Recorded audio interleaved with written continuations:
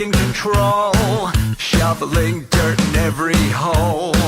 Predators to condemn your soul, watching you and watching me. We're all connected but separated, misunderstood and so frustrated. A million armies of one have invaded, watching you and watching me. We live behind glass curtains and act like nothing's wrong. Soon you will belong. I know you're out there somewhere. We've watched you for so long. Wait for you to fall. We'll expose you all. I know you're out there somewhere watching me. The little brother wants to make headlines, be immortalized. Everyone's got an electric eye with the digital spies. They've watched you for so long. I know you're out there somewhere watching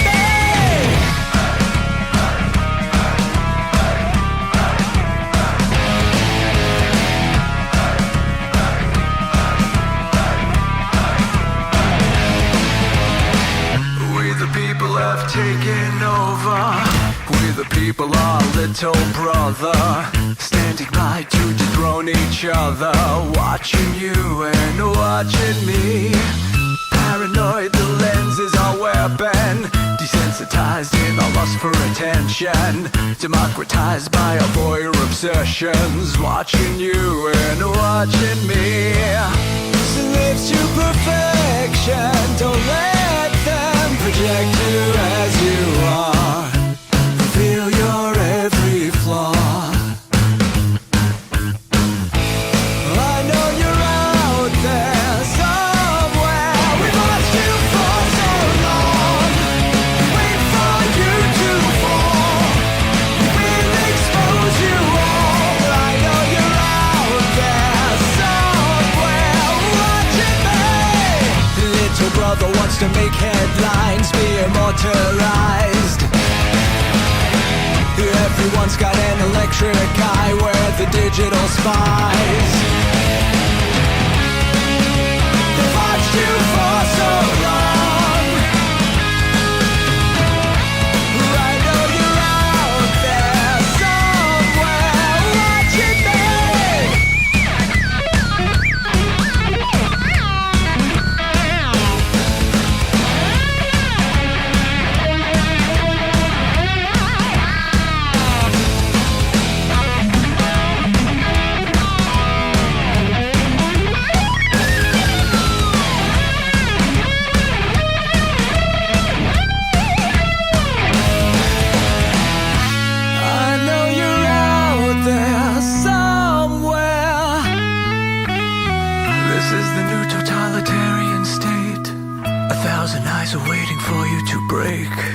Stay in line, don't make a mistake. We're watching. We watched you for so long. We wait for you to fall. We will expose you all. I know you're out there somewhere watching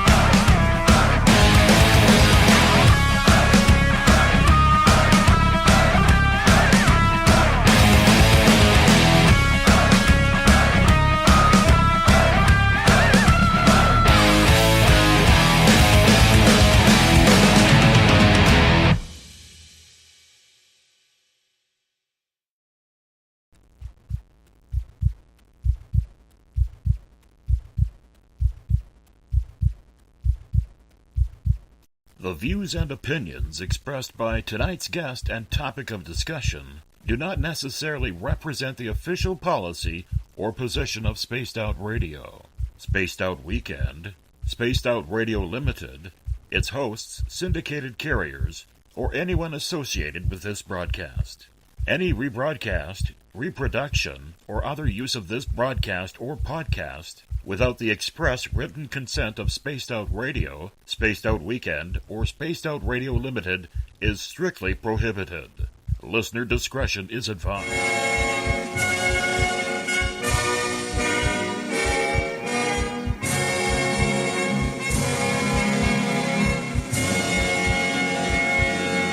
Game on! Game on!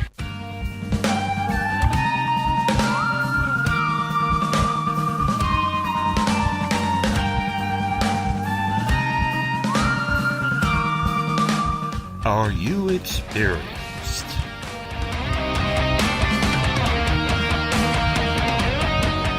From high atop the mountains of British Columbia to you, listening around the world, this is Spaced Out Radio with host Dave Scott.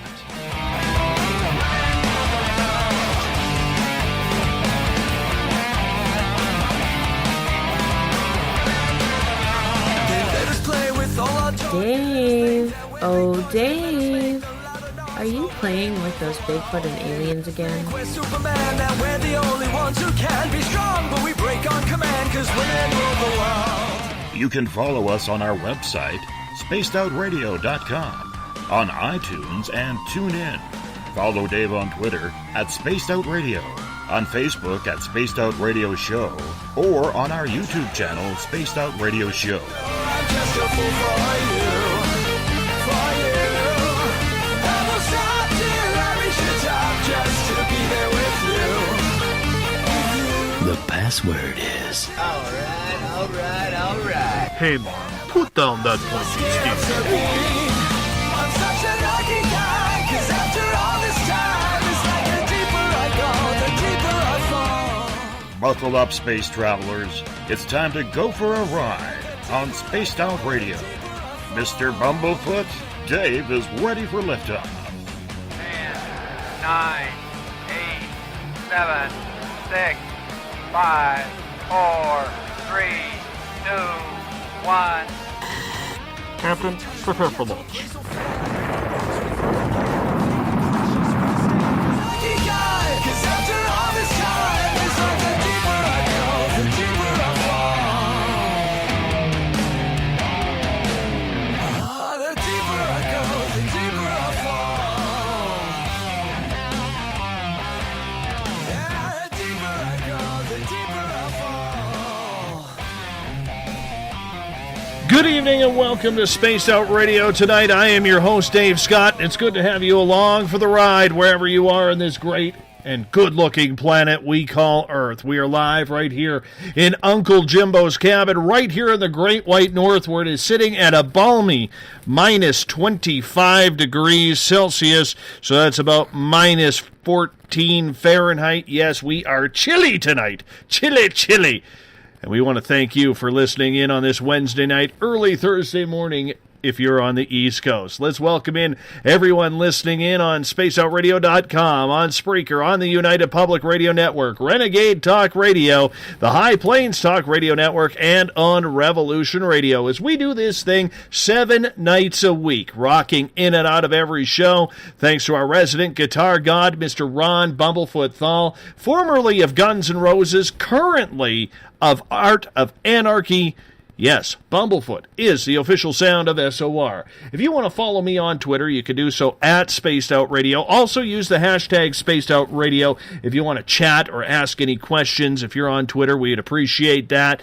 You can give our Facebook page a like, Spaced Out Radio Show. On Instagram, follow me at Dave Scott SOR. Subscribe to our YouTube channel, Spaced Out Radio Show. Find us on TuneIn. Download this show and others on iTunes, and our website is spacedoutradio.com. At this time, we'd like to welcome in everyone listening in, and if you want to take part in the show, you have to go into one of the chat rooms, either on Revolution Radio, on Spreaker, on the UPRN chat room, and on Facebook at the SOR Space Travelers Club. And like I said, if you're on Twitter, use the hashtag Spaced Out Radio. I'll get to your questions and comments there as well. While perusing around our website and the plethora of features that it has, you might want to sign up for the SOR Space Travelers Club. It's only $5 a month, and with that, your name gets entered into monthly prize draws. You get access to private group interviews. We're going to start those shortly. You get access to a special posting section on our website and so much more. Hey, we're going to give you a hell of a lot more than just access to our archives. While on our website, read up on my latest blog. Check out Eric Markham's SOR Spacewire for your latest and weird news. And if you've had a sighting you can't explain, an experience that keeps you scratching your head, fill out an SOR Sightlines report. Our intrepid investigator, Mike Schmidt, is ready to find out what's going on with you. We welcome in everyone listening in live down in Las Vegas. Yes, Sin City, the home of Renegade Talk Radio, our newest affiliate. We want to thank everyone listening in on the United Public Radio Network live on 107.7 FM in New Orleans and over 160 countries around the world. Good to have you with us.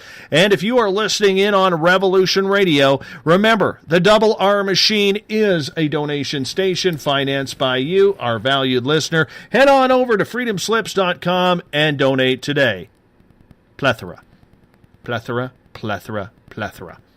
For the first time in 2017, we have a crypto guru sighting in the Spaced Out Radio jungles. Yes, Ronald Murphy is back, otherwise known around these parts as the Crypto Guru. Ron has been a monthly regular guest on this show for almost 2 years now. Man, I can't believe it's 2 years already. But he's been here. He's large, and he's in charge of what is going on, and what a treat it is every time we get the bearded wonder on the air with us. And man, his beard is growing. I love it. It's a good piece of facial hair that the guru has going on. Ron's vast knowledge combined with his love and passion for anything cryptid really shines. And if this is your first time hearing the Crypto Guru speak, well, you're in for a real treat. The one thing I love about having Ron on the air with us is that we've kind of grown together. And what I mean by that is Ron's a writer, and us as a show, well, we both kind of taken huge leaps in popularity and respect from our peers. All of Ron's books can be found on Amazon, including his most famous On series. TheCryptoGuru.net is Ron's website. We welcome in Ronald Murphy back to Space Out Radio Land tonight. Ron, how are you doing? I'm doing fine, Mr. Scott. How are you doing today? I tell you, my friend, I was so excited to get you back on the air. I could not wait. I could not believe whenever I saw the posting that this is my first time in 2017. And not only that, but 2017 will also be marking our 2-year anniversary eventually. I know that, and I'm excited about that, you know. And I am too. And, you know, when we met, and we've never met face-to-face, but when we met in March of 2015, I believe. That's right. You know, you were still on your first book. And we were still trying to find our niche in this field of amateur online radio. And, man, how things change in such a short piece of time. Yeah, I was thinking about that the other day as well. I remember how nervous I was because this was the first media show that I've ever done in relation to the paranormal, you know. And I just remember whenever I talked to you and I talked to your partner as well, and we were discussing about what we were going to talk about on the upcoming show. And I was just sitting there. I said, there's no way I can go through this. I had, you know, stage fright. I was, you know, thinking about this the whole time. The show was 2 hours back then. Remember, you know, as we're reminiscing as if it was, you know, 20 years ago. But yeah, it was like 2 hours back then. And it seems like we've really come a long way. But you have to understand, if it was not for you and the Spaced Out Radio listeners, you know, there's no way that I could have done this. You guys have helped me every step of the way. And I could not be the Crypto Guru without you folks. Well, let's be honest. Everybody, and I know I say this every show, but it makes me smile, man. It really makes me smile that when I hear your name bandied around on the forums and everything now, people are regarding you as the Crypto Guru, and that's a name that started here. It is. And there's no other person that has given me that name besides you.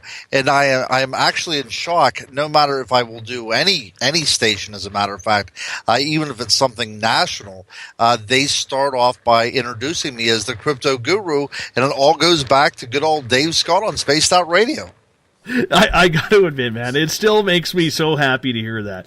It really does. And not for me because I kind of gave you that moniker, but just for you in general, because you've made it when people start calling you by your nickname or your moniker or something along those lines. So, it really is a good experience when you have that going on.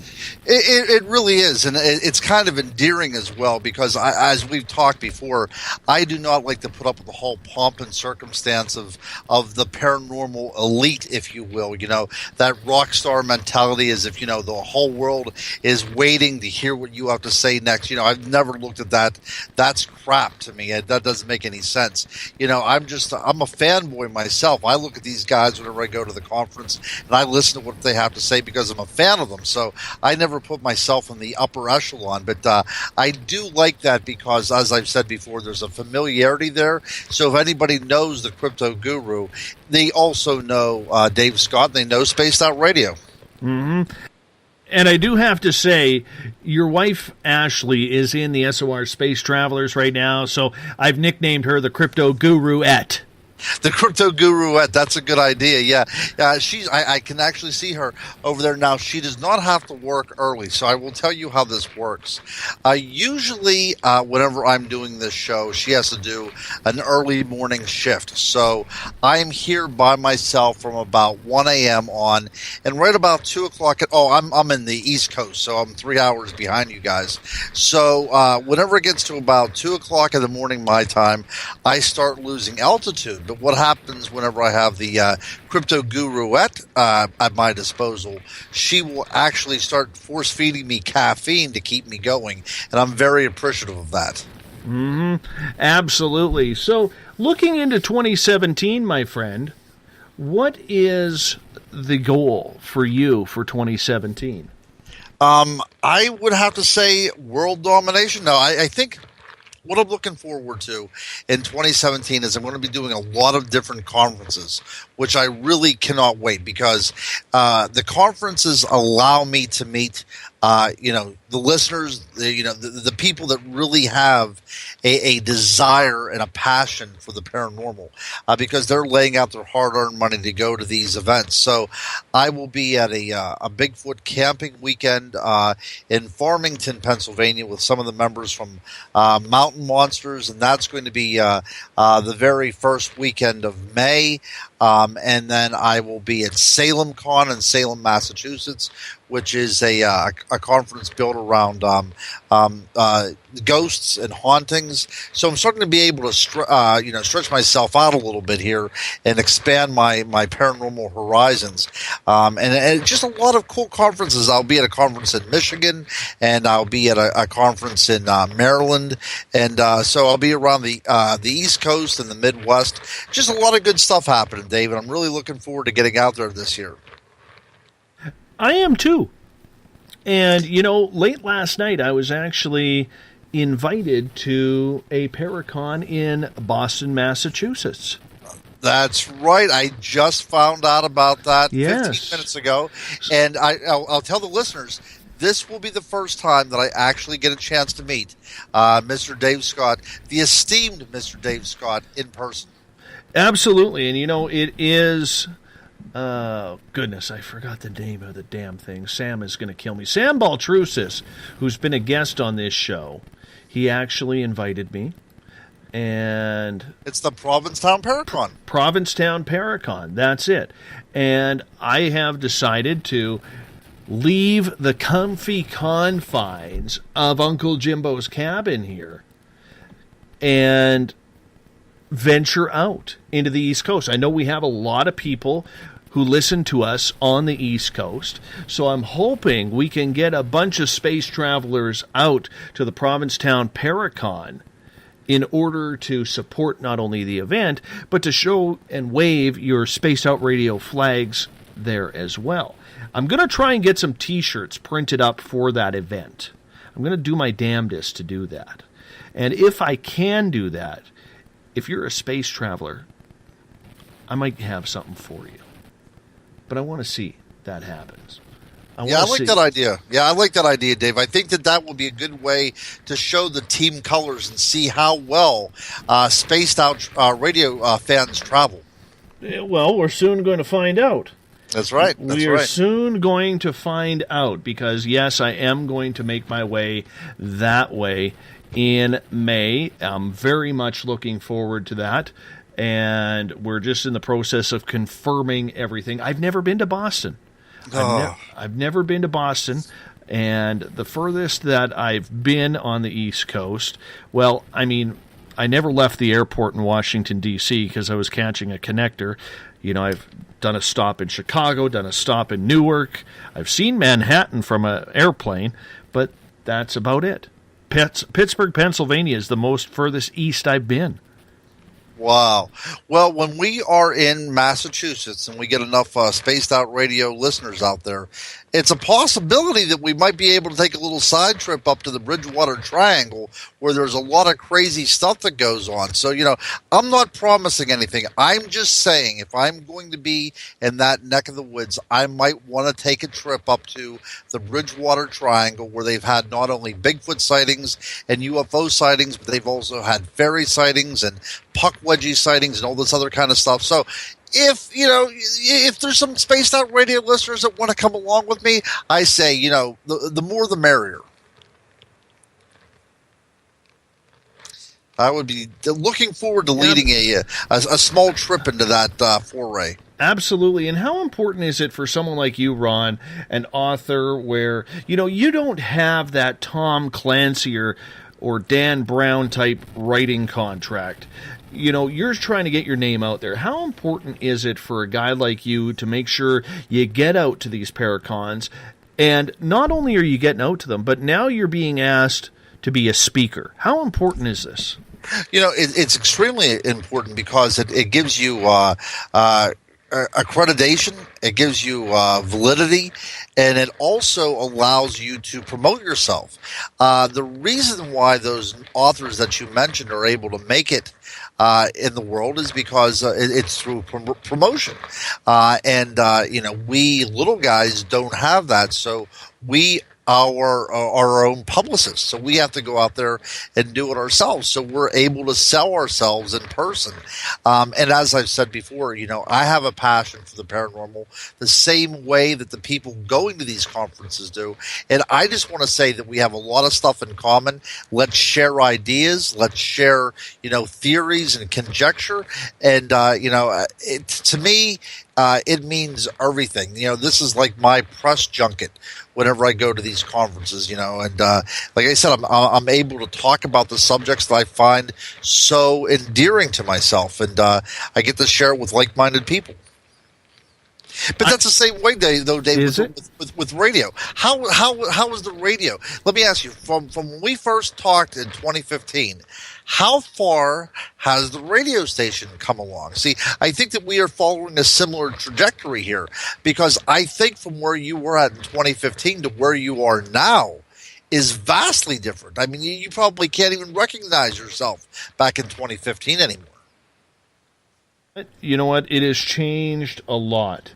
The people have changed, and you expect that from the listeners, is you expect that rotation to happen, and unfortunately it does, because not everybody can commit to listening every single night. And then things happen, or routines get changed, work schedules get changed, and you lose some people, maybe you piss some people off. It does happen, unfortunately, so as long as you can stay consistent.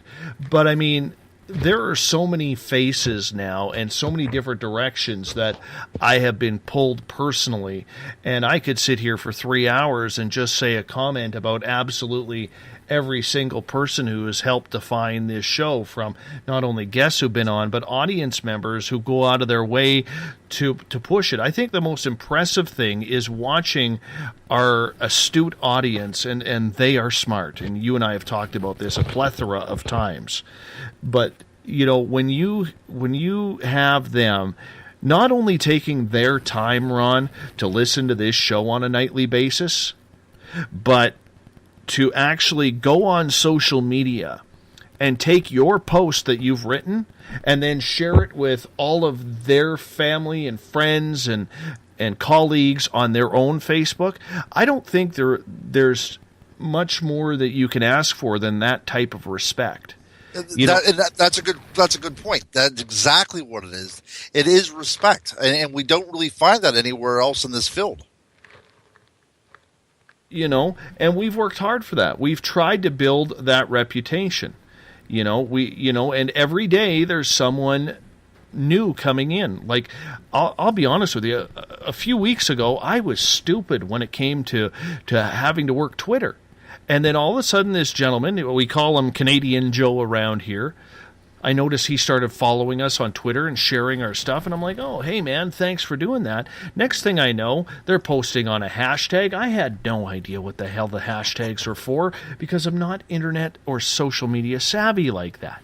And so I had to pick it up. And then all of a sudden, they start teaching me how to use the hashtag properly. And bam, now we have a little community forming. But that's how it starts. And we've gained probably, 20, 30 new listeners just on that. Yeah. But the people I want to meet, Ron, I got to tell you this: the people I want to meet are the people who maybe don't have the opportunity to sign into the chat rooms. Maybe they're too shy, or maybe they're too shy to hit you up on social media to say hello. I had a beautiful note on social media the other day on our Facebook page, Spaced Out Radio Show, from a truck driver in the UK who downloads all our shows because he can't listen to them live. And when he's driving through the streets of the UK, I believe he is in Britain somewhere, he tours around and he listens to our show. Like, how cool is that, man? Like, you can't take stuff like that for granted. You know what I'm saying? I do, and I'm glad you shared that because that really does mean a lot to me as somebody that's on your show as a regular once a month, that there's people out there that actually look forward to it. When we talk about when we started 2 years ago in this little relationship and how many podcasts are now saturating the airwaves. I mean, some of them are very, very good, but most of them are very, very bad.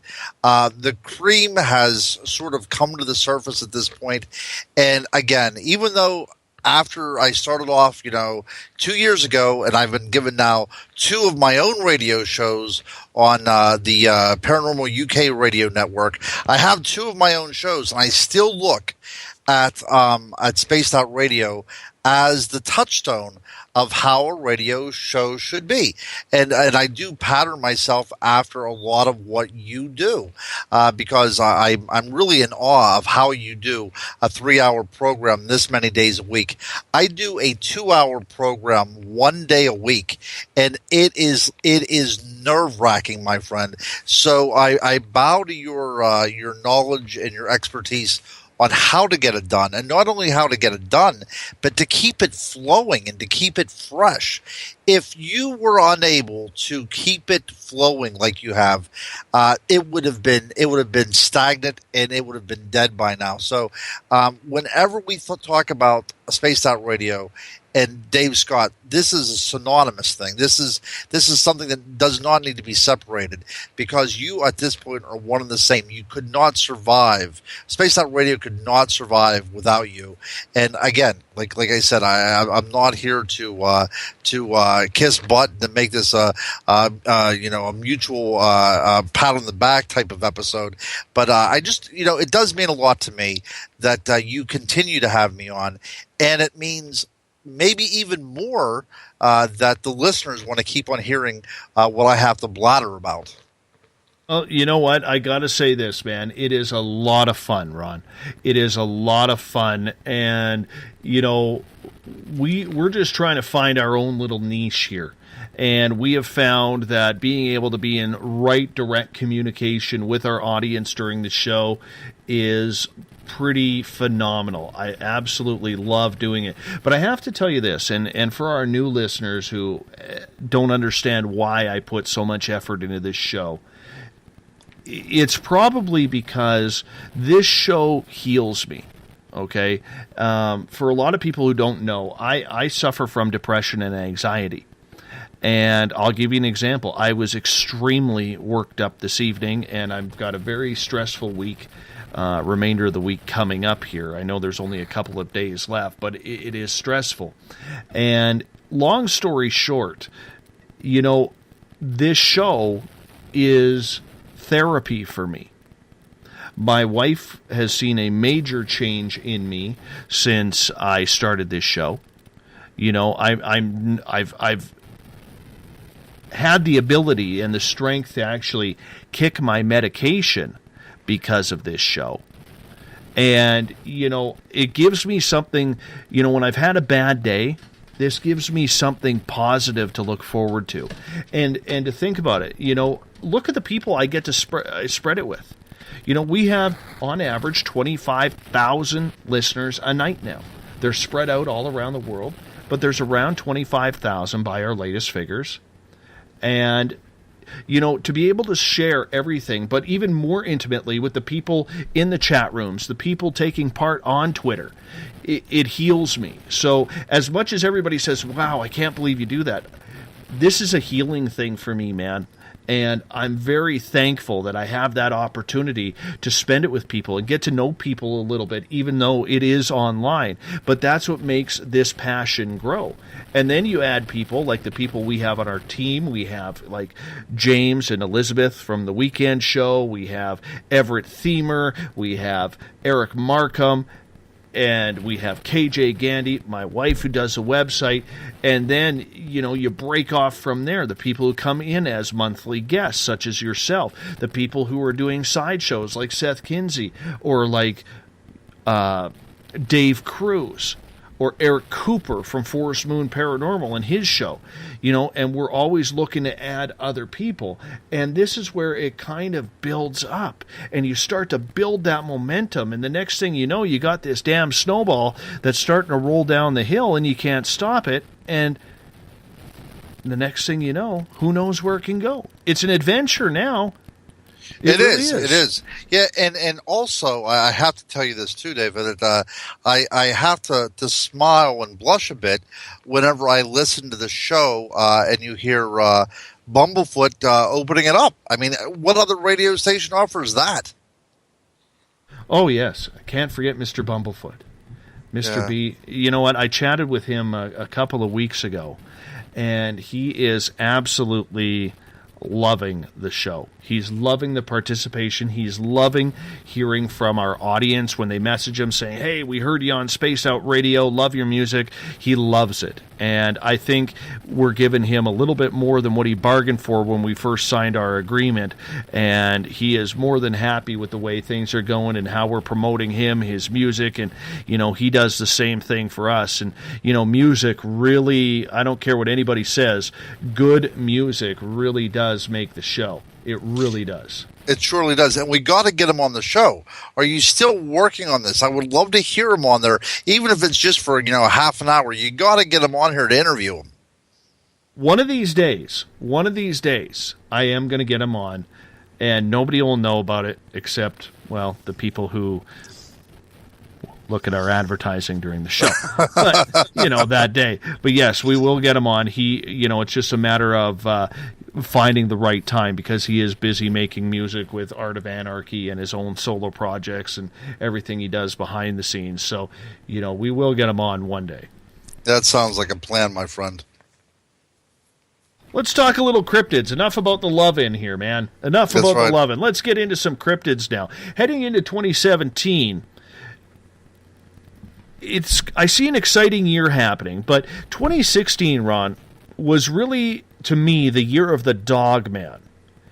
It seemed like for the first time ever, Bigfoot kind of took a step back and everybody was chasing down Dogman. Do we see that trend continuing here in the next year? You know what? I think that might be a good logical summation there. I think it might continue into 2017. One of your last shows in 2016, I believe it was 2016. I don't think it was at the very beginning of the year. I think it was 2016. Whenever you had Jody Cook on talking about the Dogman, and it was a great show. It was a very intriguing guest, and you did a great job with the interview. But a lot what he said was very pertinent. The Dogman is just a scary cryptid. It's a scary thing. It's a great horror device, So I think that is one of the reasons why it is so marketable, because it has this werewolf type of sensibility to it. And so many television stations are looking to produce some sort of show based upon the Dogman mythos. So I would lay a good wager, my friend, that the Dogman will be, again, the big cryptid of 2017. However, I also am going to go on the line here. I do not maintain that I have any psychic powers whatsoever, but I think 2017 might also be the year whenever cryptids, one particular cryptid is going to be confirmed. I think the thylacine, the Australian Tasmanian tiger, I think that it will actually be proven to still be alive and well in the outback of Australia. And I think that's one of my predictions. But I think as far as cryptids go, it will definitely be the year of the Dogman. But I also am imagining, with enough scientific effort being put out there, that there will be a Tasmanian devil discovery as well before the end of 2017. What makes you think that the thylacine will come back to life, if we can use that pun right along those lines? Because I'm hoping so, man, and I know there's a lot of people down under, and we are building actually quite a contingent of Australian listeners here. So I'm just wondering what makes you think that this might be the year where we actually prove that it is still alive. Well, what's going on is there's a lot of video feeds coming out of Australia that shows something that looks remarkably akin to a thylacine. And these are not blurry images. These are not blob squatches. This is actual videotape of what appears to be a Tasmanian tiger around a neighborhood in Australia. In Australia, right? And so what I think is going to happen is that there is so much video evidence coming about that you'll be able to focus down on a territory of this animal, and whenever you focus in on the where the animal's living, it will be a lot easier to capture it. I just hope it's not killed. That's the other thing. I believe that there's been a remnant population of thylacine out there. The last one went extinct, I believe it was in the 1920s, or the last one died in captivity, we should say. But I believe that there was always a remnant population still in the wild. But I think that there's enough of them now where they're starting to be seen more often. But whenever they're seen more often, sometimes they come afoul of a car or a farmer's gun. And I would hope that whenever we are reintroduced to the thylacine, it's not to a dead one. Have you been talking to investigators down in Australia and that whole Australasian continent in regards to this, or is this just your own personal reading and research? That's a good point. No, I was talking to Jonathan Downs, who was the head of the Fortean Society over in Great Britain, and that was his that's what he was saying as well, that there's a lot of reports coming out of Australia from not only cryptid investigators, but from mainstream science that they're on the verge of actually proving that there are still thylacine out there. Whereabouts, and I don't know how much you have investigated this, and maybe I'm catching you off guard here, but do you believe that there are hidden pockets maybe on the outskirts of the country or more so inland where there isn't as much of a population? No, I do think that it is definitely in the outskirts. I think that when we talk about cryptids, and I'm sure that we'll get into a deeper conversation as the night goes on, but when we talk about cryptids, no matter what they are, if they're a theoretical cryptid such as a Bigfoot or a Dogman or an actually scientifically categorized cryptid like a thylacine that is believed to be extinct, I think we're talking about a remnant population of some animal that has been out there with us since we've been humans, and they've kind of been existing in the shadows, driven to the point of extinction, but still able to carry on some sort of life in the periphery and the margins of the civilized world. That's why they are the things that go bump in the night. That's why they have to live in the darkness, because they have had to adapt some sort of elusiveness and some way to stay hidden, and that's why they're able to maintain this level of secrecy, because without that kind of biological imperative to stay alive, they would have been destroyed by humanity years ago. Well, it would be nice to see that one come back.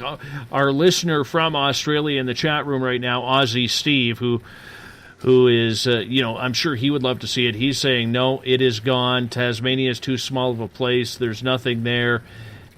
And it's dead as a doornail. I would hope that is not the case.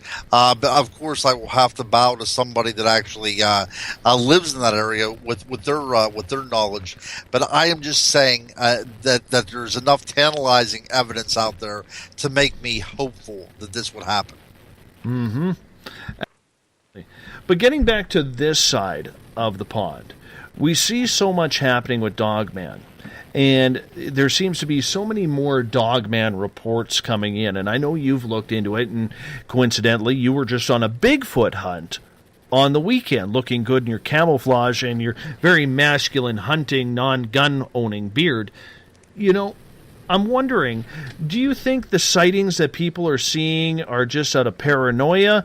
Or do you think it's pareidolia? Or do you think that more people, because they're in the know of what Dogman is, are actually paying more attention in the forest to see this creature up close and personal?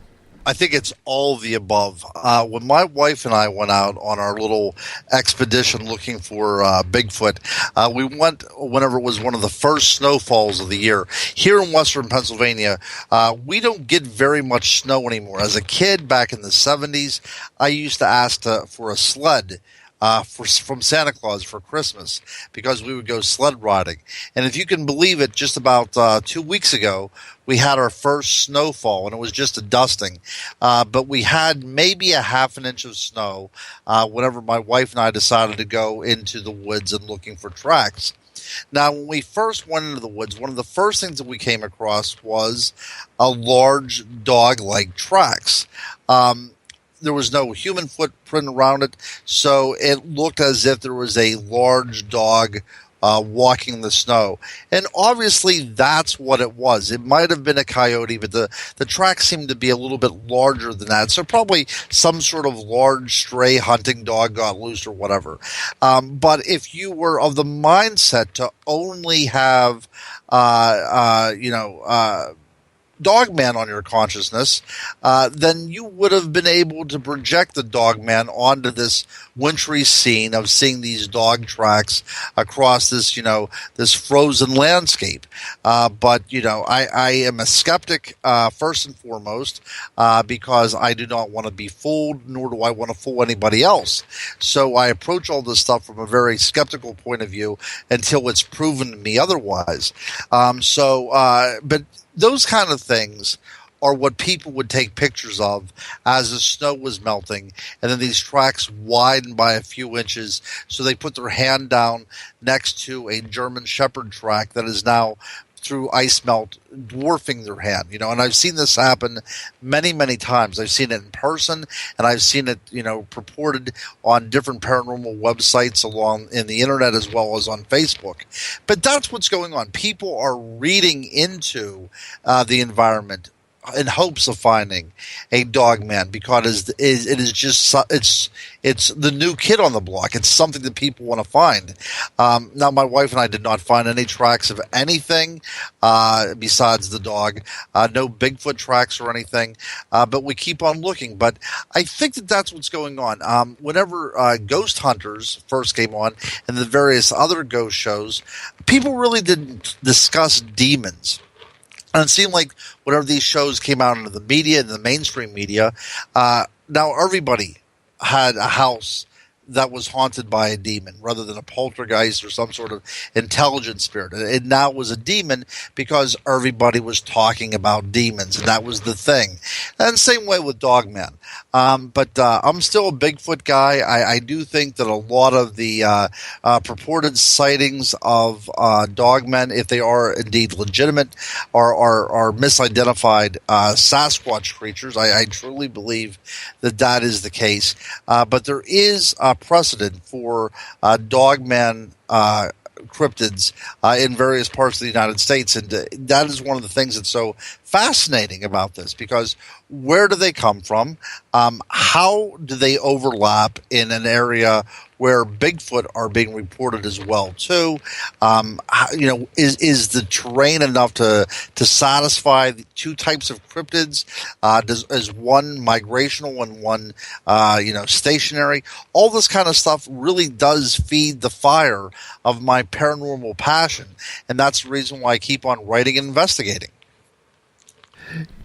Do you see, though, when it comes to Dogman, that this creature is more along the lines of a mythos, so to speak, or do you believe that it's actually out there? Oh, let's see here. I guess some of the time, I would say 50% of the time, I would think that it's a mythos brought about from indigenous peoples' shamanic experiences interacting with the world thousands of years ago. But that being said, there's also enough evidence stretching back to the early 1800s when people started to go out and log certain parts of the world, especially up in Michigan and Wisconsin area, that they were reporting something out of the ordinary, these upright walking wolves. So there's tantalizing evidence to suggest that there is also something out there, flesh and blood as well. Mm-hmm. Yeah, because the idea about the Dogman now, the idea about the Dogman, the idea about the Sasquatch, and even the Wendigo, they all kind of occupy this same area, this Great Lakes region within the indigenous First Nations culture. So what is going on there? That's one of the things that I'm investigating. Do you see Bigfoot kind of being still in that top priority of trying to be proven as well? Or do you think there's so much focus on the Dogman, much like the paranormal with demonology, that people have kind of forgotten, about what we're researching, and they're off to that new, fresh, shiny color that's attracting their eyes? Yeah, you've hit the nail on the head. That's exactly what's going on. Finding Bigfoot has been on now for what I guess 5 years or something like that, maybe more, and they've been unsuccessful in finding Bigfoot. So I think now it's better and more marketable and financially more profitable to move on to the next monster, and the next monster just happens to be the Dogman. Now, in 2016, I did write a book entitled On Dogman, Tracking the Werewolf Through History. And I looked at the werewolf and how it related in the mythologies of different cultures around the world. And it is remarkable, to tell you the truth. The idea of a person being able to transform from man into animal has been documented in cave paintings since at least around the time of the end of the last ice age, 11,900 years ago, somewhere around that, in France. So we have that as part of our genetic makeup. the understanding that a person can transform into a beast. Now, that understanding might be from a religious context, or it might be a natural realization from something that was observed. See, as a researcher and somebody that has studied anthropology, these are the kind of things that I like to take into account. Just because we're talking about a primitive man does not mean that he is, making things up. It's very possible that they were able to see these kind of transformations taking place. Mainstream anthropologists would suggest that this was the experience of a shaman, some sort of trance-like state that was transferred over into a work of art to personify what was going on. The idea of the shaman taking on the characteristics of an animal. Probably some sympathetic magic was being employed to help benefit the hunt. Well, that's one read on this. And another read on this was that there was actually a person that was able to transform into an animal, and somebody just painted this down. But the idea that there was something in nature that had an intelligence and that was stalking the human being is so ingrained within our DNA that we, in the 21st century, still want to read about werewolves and still want to read about vampires and still want to read about, all these other great archetypes, these things that go bump in the night. Well, where do these archetypes come from? So for the last, year and a half, my writing has gone to the point now where I am looking and investigating the archetype that lies behind our monsters, the Dogman, the Bigfoot, even the mermaid and the vampire. They all come from someplace. Carl Jung, the great philosopher and psychologist, he talked about something called the collective unconscious, that humanity has a shared I guess a shared resource from which they tap into, that we believe in certain things between right and wrong and good and evil, and we have these kind of associations with the natural world as well. The world of man is a very ordered world, and nature is very chaotic, and we have to have a sense of reverence, if not outright fear, of the natural world, because there's things out there that could kill us. So whenever we think of dragons and other kind of beasts, these might be chimeras that represent animals that did indeed prey upon us humans whenever we first emerged out of the savannas of Africa some 400,000 years ago.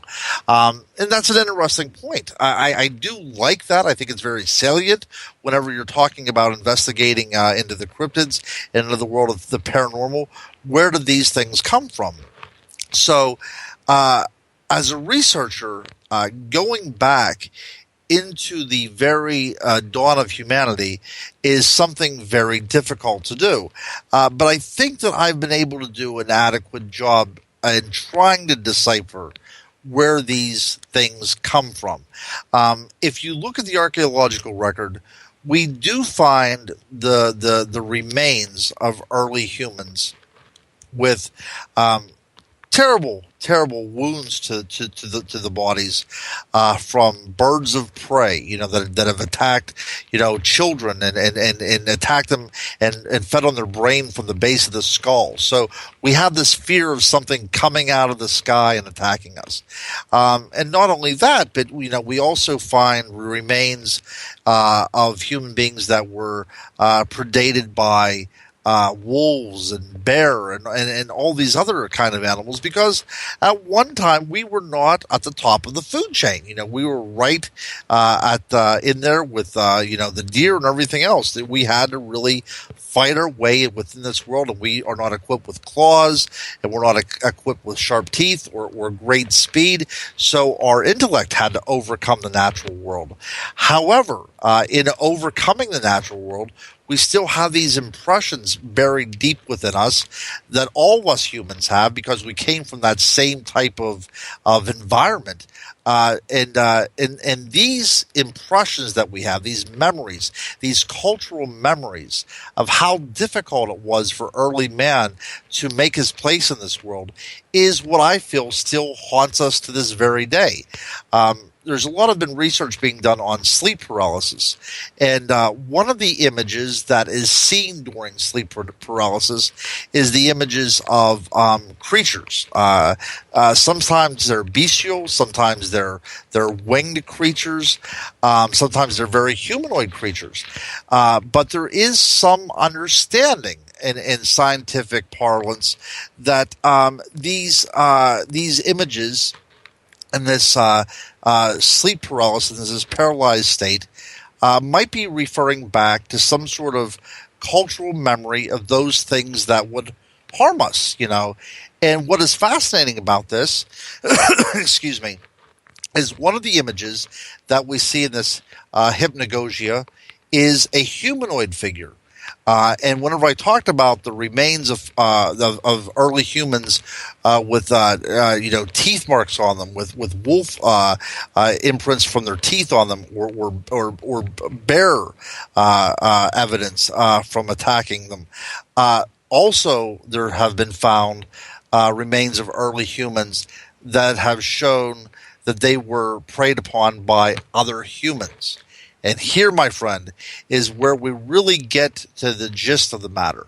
When we talk about werewolves and we talk about vampires, we talk about things like Bigfoot, we are really getting back to who we are as a people. So when we talk about, does Bigfoot exist? Well, absolutely exist. Now, is it flesh and blood? Is it something from another dimension? Is it something extraterrestrial? Those things are to be worked out yet. But from my point of view, does Bigfoot exist? Absolutely. It is part of our cultural memory of whatever was out there at one time.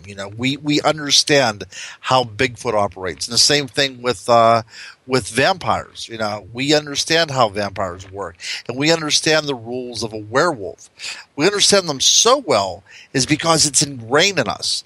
And as a writer, I'm trying to get to the bottom of why it's so ingrained with us.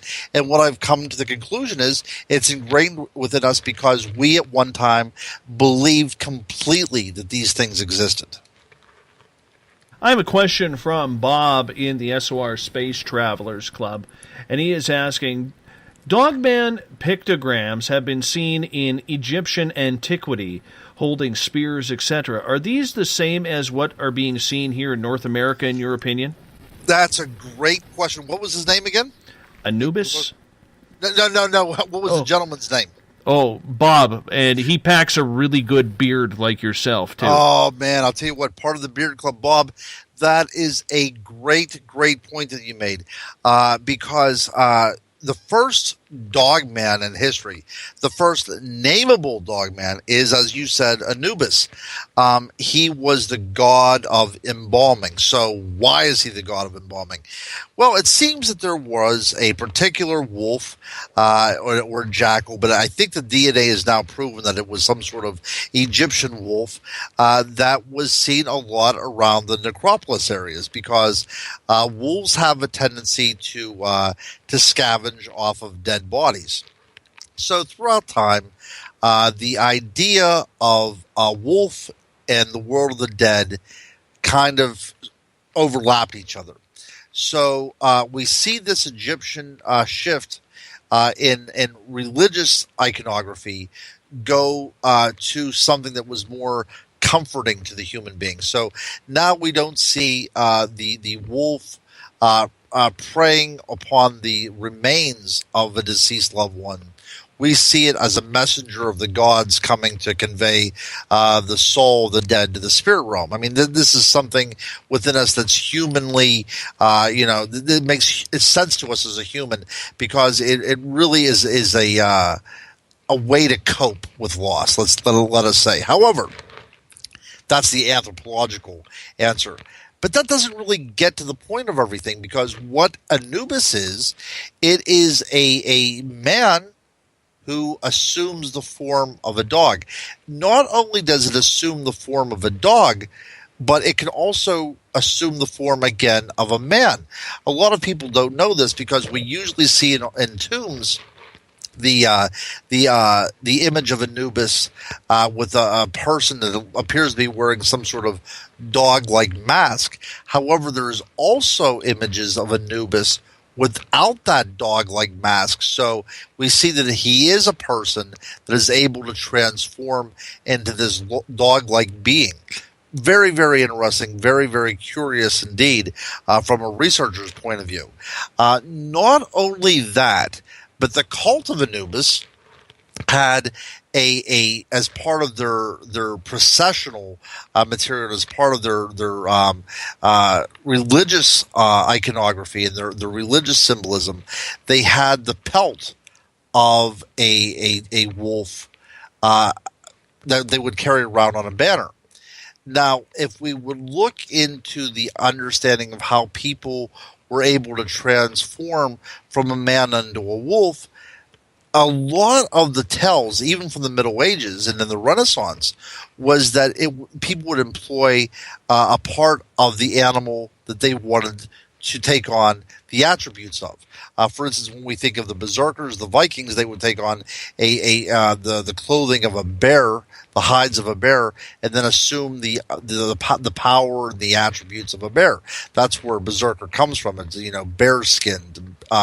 So it seems curious to me, from a researcher standpoint, that Anubis also needed this conduit in which to transform from a human into an animal and an animal into a human. So the Anubis is one of these great characters, the first true Dogman on the historical scene, if you will, because it is fundamental to the Egyptian cosmology and the Egyptian religious system. That was a lot longer answer than I expected. Well, Anubis is a very interesting character to me. Well, all of Egypt is an interesting place.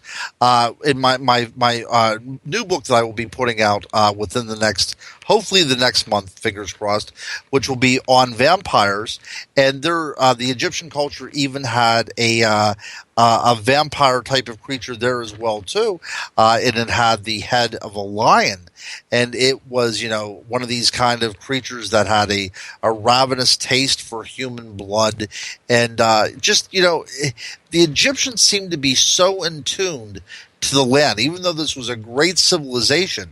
They still lived within the confines of Africa, and in the ancient world, people were preyed upon by not only crocodiles and hippopotamus, but also lions.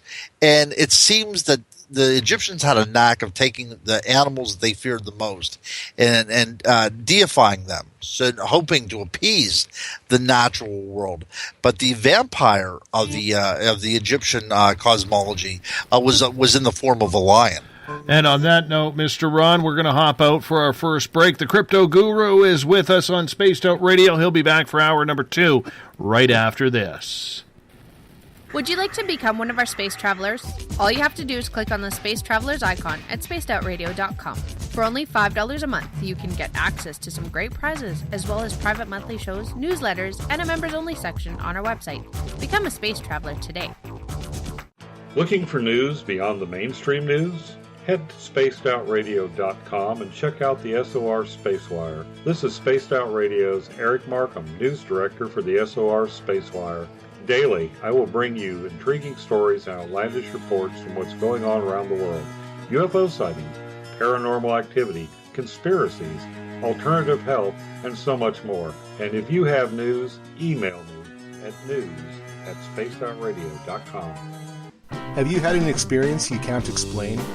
Had a run-in with ghosts, maybe Bigfoot, or seen lights in the sky? Hi, I'm Mike Schmidt from the SOR Sightlines. I'm here to investigate your sighting. Head to spacedoutradio.com and fill out a report on the Sightlines.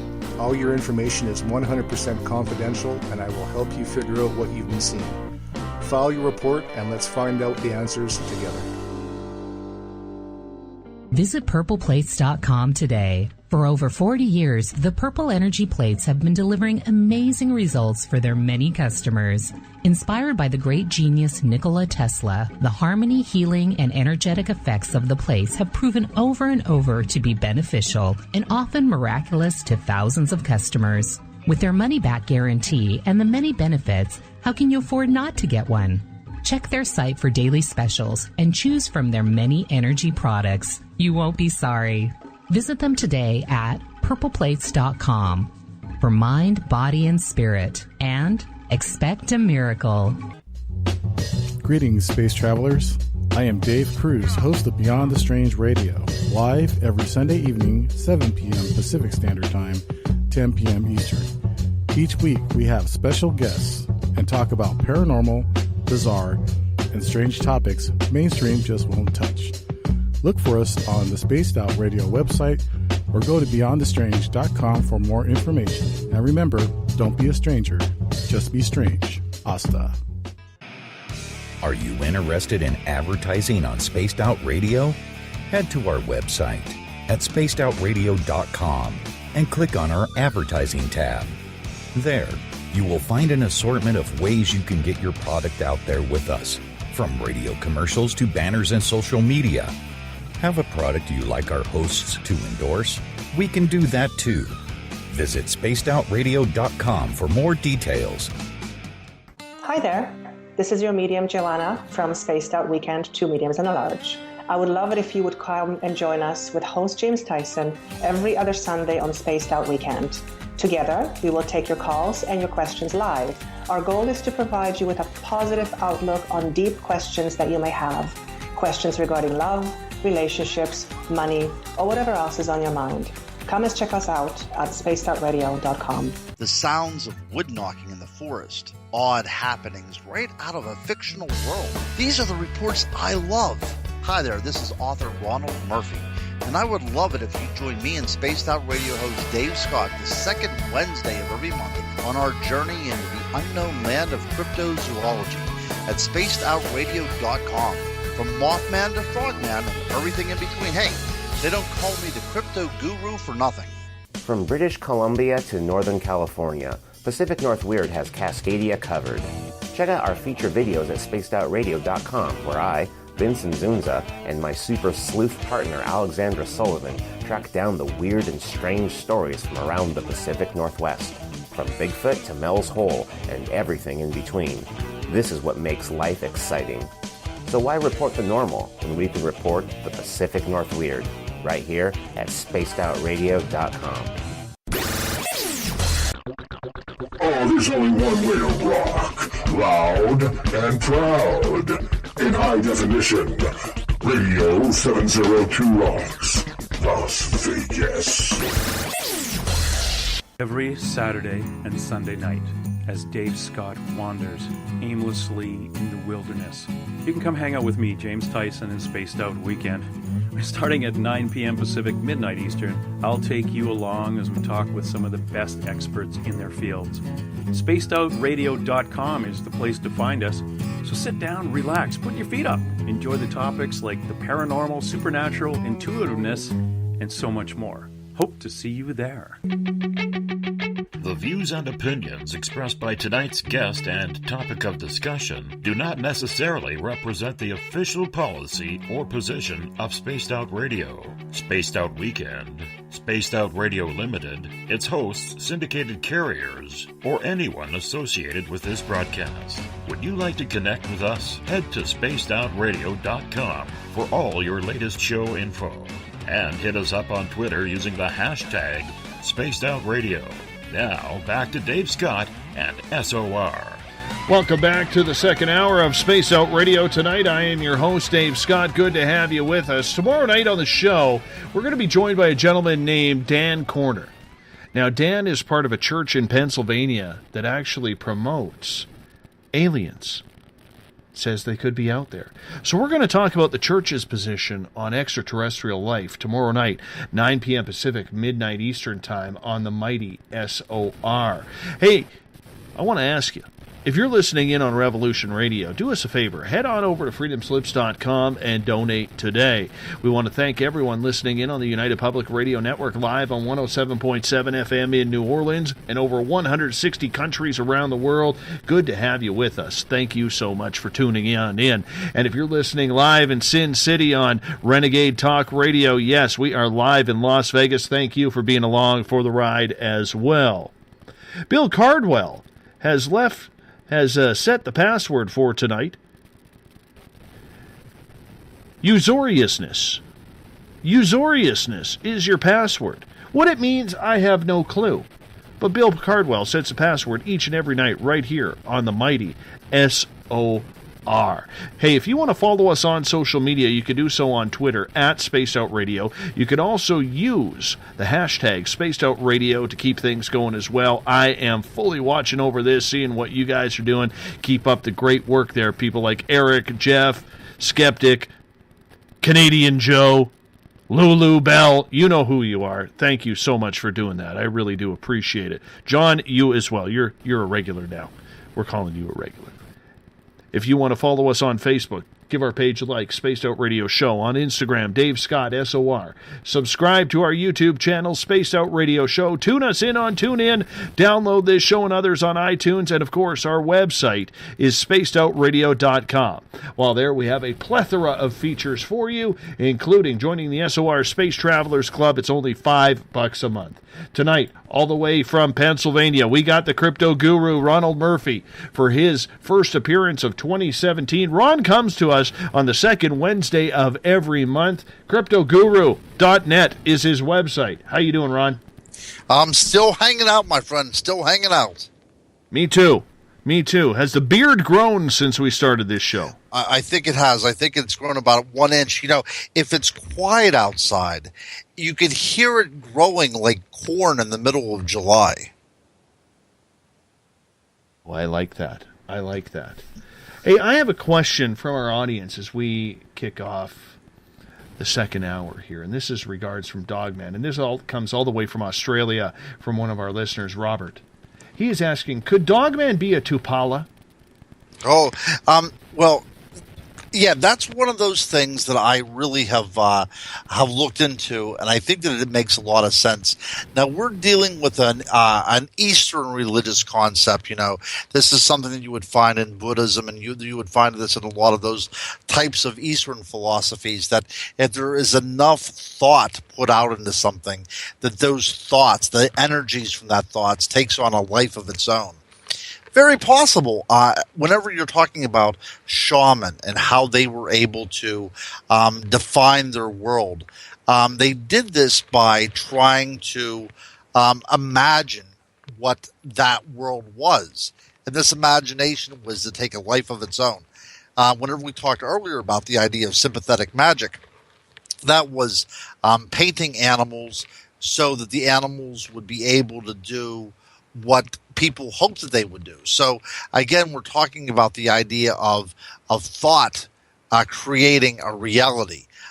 So it's quite ancient. It actually, you know, is probably around 400,000 years old, because that's whenever our brains start working as they do to this very day, you know, anatomically speaking. So this is something that's been going out there. So if a thought has been going out into the natural world for, you know, 500,000 years, it would be, you know, it would be believed, at least in Eastern religious thought, that these thoughts would take on an energy and a life form independent of the person making those thoughts. Very, very interesting point there. Still very highly conjecturalized, and it's a theory, of course, and it wouldn't hold any weight within the scientific community. But then again, you know, not everything obeys the laws of science. So what do you think this creature really is? I personally think that it is a cultural memory of something that was out there with us a very long time ago. That being said, that does not mean that it doesn't exist to this very day.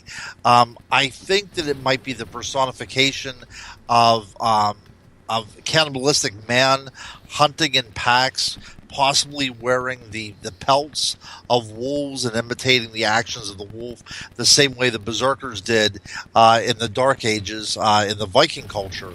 That's very possible that could have happened in this way. On the flip side, however, you also have to keep in mind that this is an uncatalogued animal that was reminiscent of the form of a wolf that also preyed upon human beings in prehistory as well into the modern age as well. Moving on here, as we shift, let's talk a little bit about the paranormal, because a lot of people have yet to blend the word paranormal with all different branches that are out there. For instance, a lot of people won't consider ufology a part of the paranormal. A lot of people won't consider cryptids part of the paranormal. Do you consider the paranormal to be a real umbrella world, or do you still segregate it with mainly ghosts and spirits? You know what, Dave? I think it's a convenient umbrella world. We're a convenient umbrella word. Let's put it that way. It's part of our vernacular. So if you say that something's paranormal, we're talking about something outside of our comprehension. So I do indeed put UFOs into the paranormal realm, because unless it's proven precisely that these are visitations from another universe, then what are they but the paranormal? There's a lot of people out there that think that UFOs could be anything from time travelers, human beings from our future.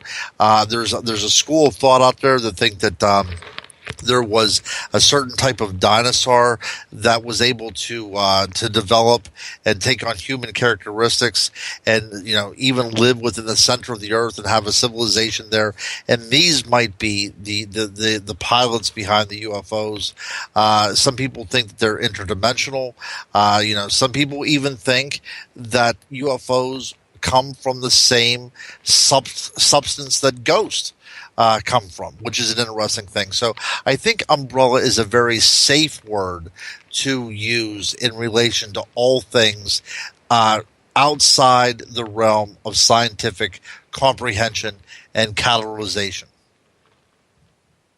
The reason why I ask that is because there's a real history that goes along with the paranormal, Ron, that I know really intrigues you, and you being more of a historian of the cryptid side as well. Have you ever looked into the history and the origins of the paranormal? Oh, absolutely. Oh, and that's what I'm really getting into right now. If you would pick up any of my 5 books on the On series, so I have On Mermaids, On Dogman, On Wildman, On Ghosts is now part of that series that was just put out a few months ago, and then in 2017, in next month or so, it will be On Vampires. And there's this notion of the paranormal. Where do these things come from? Again, I have to allude back to the understanding of the collective unconscious, the why that we think that these things are the paranormal. And it goes back again to a time whenever we were struggling with the world around us. Because when we look at Dogman and we look at Bigfoot, and even UFOs, for the most part, the interaction with these things take place in environments outside of the civilized world. They take place in a very natural setting. So as a researcher, I have to think why. And again, it goes back to the idea that there's part of our human tapestry, embroidered within that human tapestry of ours is this fear of the wooded places. That is where chaos reigns. There's not human reason out there.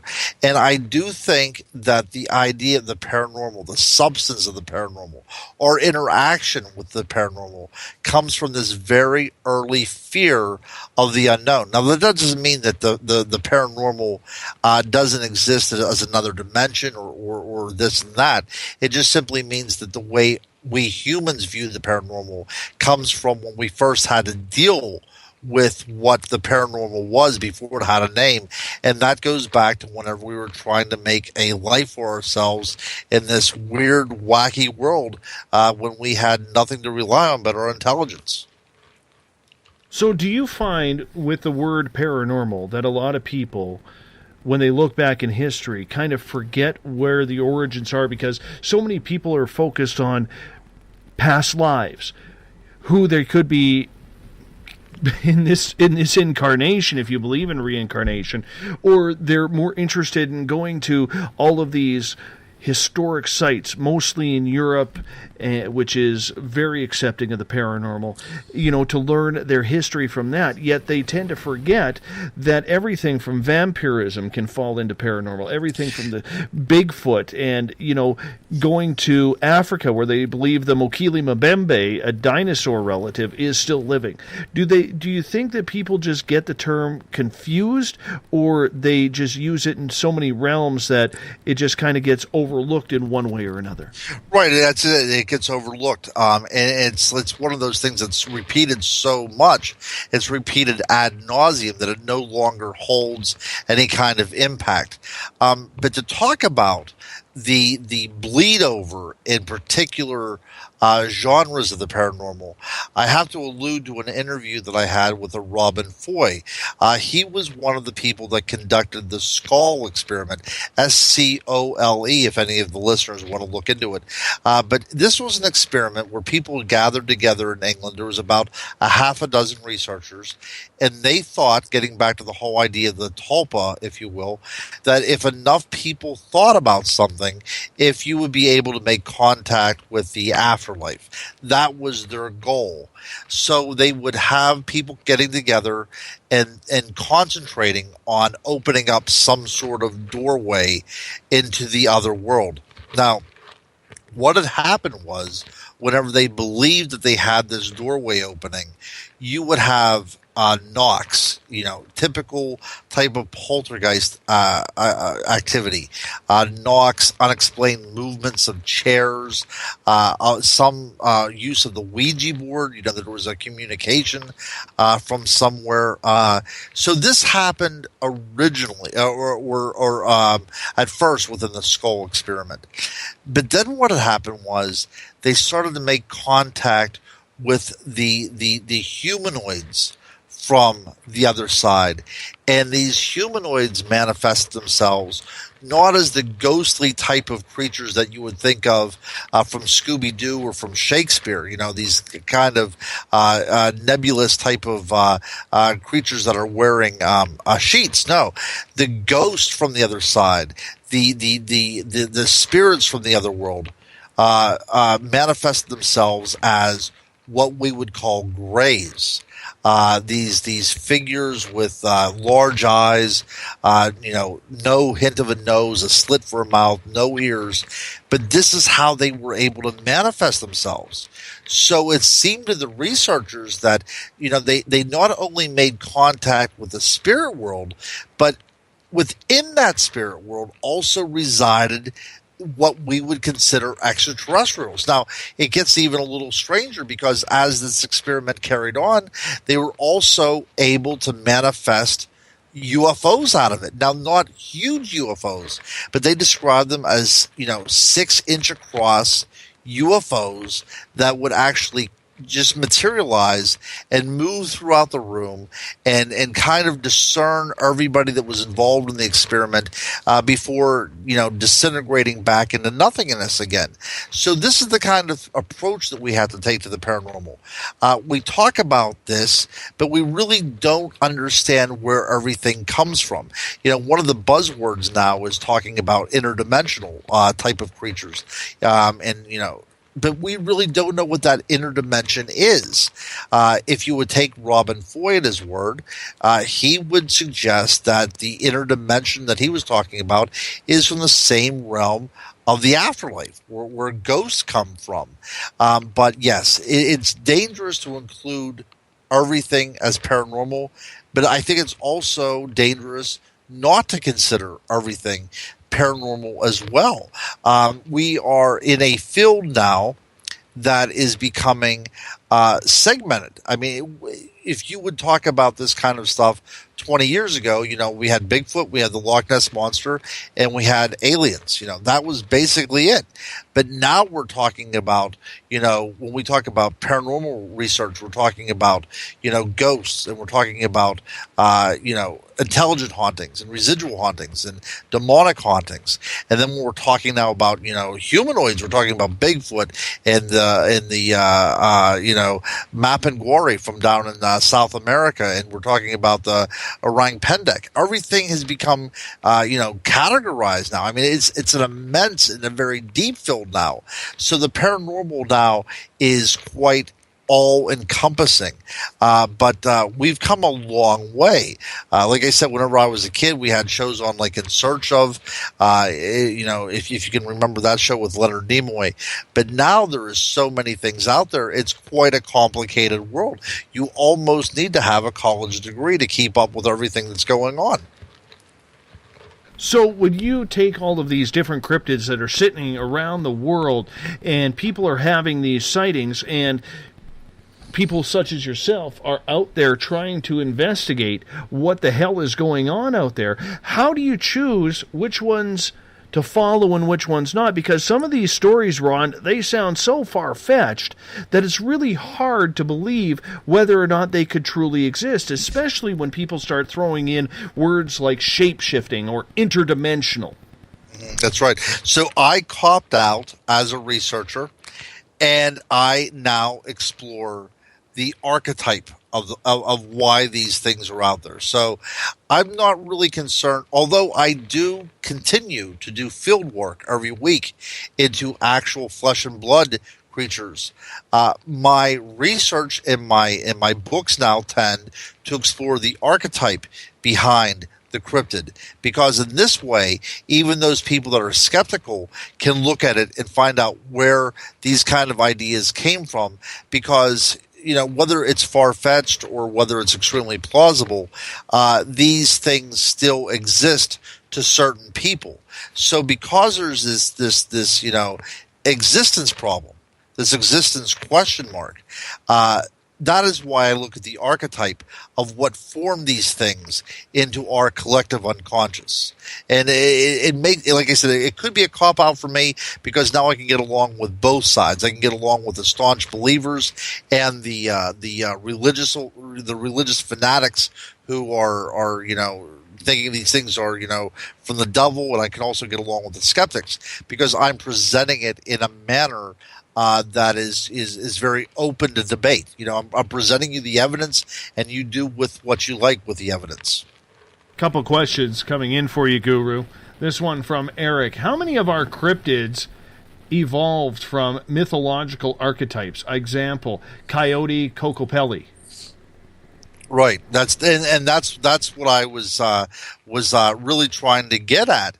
All these cryptids that we have come from some sort of archetype, so even if they are living beings out there, our mythology was informed by these living beings. And if they're not living beings, then our mythologies informed what they are in our imagination. I do have the belief that a lot of our mythological characters are based upon actual creatures that we encountered at some point within our history or prehistory. That being said, I also believe that there's a lot of cryptids out there that actually do not exist, but they are so informed by our mythologies that we think that they exist. One of the prime examples is the chupacabra. This is, one of those creatures that was not seen much before the 1970s, although there's hints of them back in the 40s and hints of them back in the 50s. But this is really, within the past 40 years, this creature was seen. And we can trace how it came from Latin America and moved up through Miami and into Texas with the migration of the Hispanic culture, which is extremely fascinating. But this is one of those rare times when I do not personally think the chupacabra exists. I believe that this is a bit of a folk memory, a bit of a synchronization with other type of creatures that is indigenous within a particular culture. And it has come to us now personified by first a small little creature that had spines on its back and big red glowing eyes and a forked tongue that would come in and drink blood. And now, in its current manifestation, it is a blue-skinned dog that is hairless and wanders the back bush country of Texas. Well, you know what? I think that's a good answer. I do. Let's get into another question here. This one coming from Canadian Joe, God of Thunder on Twitter. He is asking, Ron, why do we use the word Dogman, and why don't we just use the word werewolf? Oh, good point. Well, the werewolf is that is a Middle English term. So you have the word WER, and that means man, and of course you have the cognate wolf, so you have a man wolf. But the WER, it signifies more than just man. It also signifies that there's an intelligence inherent within the creature. So when we see the word dogman being first used, this is from people that encountered something that was upright and walking in the woods of, as I said before, of the Great Lakes region, Michigan, Wisconsin, Minnesota, that type of area. One of the first comments in history about the Dogman is right around the time of the Civil War. And people were doing logging up in these great north woods, and they saw a creature walking through the woods that looked like a wolf on two legs. So they called it a dogman. That's something as simple as that. And not very many years later, there was a gentleman that was actually driven up a tree by a pack of wolves, but two of these wolves actually walked upright on two legs. So the idea that there was an intelligent man-like wolf was out there, and that became the dogman within the vocabulary of America. And I think it's just a regional thing. If you go to into Romania, they would have its own name, but werewolf kind of stuck with us because the name is really headline grabbing, and we do have a history of actual werewolves, in England even to this very day. But when we're dealing with a culture and that neck of the woods that came in to settle that part of America, you're dealing with a Swedish culture and Norwegian cultures, and they might not have simply have had werewolf at their disposal, so it became Americanized as dogman. But that was a very good question. A follow-up question from Canadian Joe. Encounters with dogman seem to be usually negative experiences, fear, dread, etc. Are there any reports of positive encounters? I have never heard of a positive encounter with a dogman. It would be cool if somebody would come out and say, there was a child lost in the woods and some sort of upright, humanoid type of dog creature stayed by her side and fought off wild animals until, the rescuers came back a couple of days later. That has never been reported. Inevitably, and almost invariably, every report that I've ever had with a dogman comes into point or seems to point out that this is a very malevolent creature. If it's not a demon, then it is, simply bestial. It's driven by instinct and it sees us as food and nothing else. So whenever I said before, whenever I write my books, I try to get along with everybody. Now, you have to understand, and I'm sure that you come across these people as well, too. There is a part of the paranormal world where the adherents believe in a strict religious code, and that you can almost see, God within the details. And these are harbingers of some sort of apocalypse to come. I've heard people talk about Bigfoot being, one of the minions of the devil to spread fear. But that's what's going on with the Dogman as well, too. There are some religious conservatives, some fundamentalists that believe that the Dogman is, one of the devil's disciples that has been unleashed on the earth to cause harm and mayhem. Again, I don't want to get on the wrong side of anybody, so I write my books and present them, and whoever wants to look into it any deeper and take my research and do with it what they will, that's fine. But yes, there's so many different people. Dogman means so many things to so many different people, but it seems like even those people that really love the idea of the Dogman also fear the Dogman as well, too, because it seems to be a vicious little creature. Why do you think it has such a different temperament than what a lot of people, especially on the West Coast, believe in Bigfoot? Yeah, that's good. That's a good question. The first time I ever heard of anything related to a Dogman was from an Chipotle thing. Oh, hey there, hey Dave. Oh, Dave, sorry, Dave. sorry. The wife was interrupting me here. I just don't want everybody out there knowing that you want something with Chipotle in it. That's all. I'm hungry, man. You know what? I do have to say, she's trying to get me into this diet stuff here. So, yeah, my wife tries that too. It just doesn't work for me, my friend. It just doesn't work. Yeah. I know. And it's cold out there, so you need to get some fuel in your body. But yes, we'll get off the subject of Chipotle. But so I was first introduced with the idea of the Dogman back in about 1999. I went with the PA Bigfoot Society into the wilds of western Pennsylvania, and I met with a gentleman by the name of Sam Sherry. He was an elderly gentleman, and the poor guy has since passed. But whenever I saw him, he was an old guy. He was kind of bent over, and you could tell arthritis kind of affected his body, but he still had this little glimmer in his eye. But what had happened was several years before I had met him, he had an encounter with what he described as a Bigfoot-type creature while he was fishing. Now, of course, nobody believed him, so he wanted to prove that he did indeed have an encounter with this kind of creature by getting some sort of scientific evidence. So he spent the waning years of his life going up and down the Chestnut Ridge trying to find proof of this creature. He would have these elaborate traps, trying to catch it and snare it with big steel cables.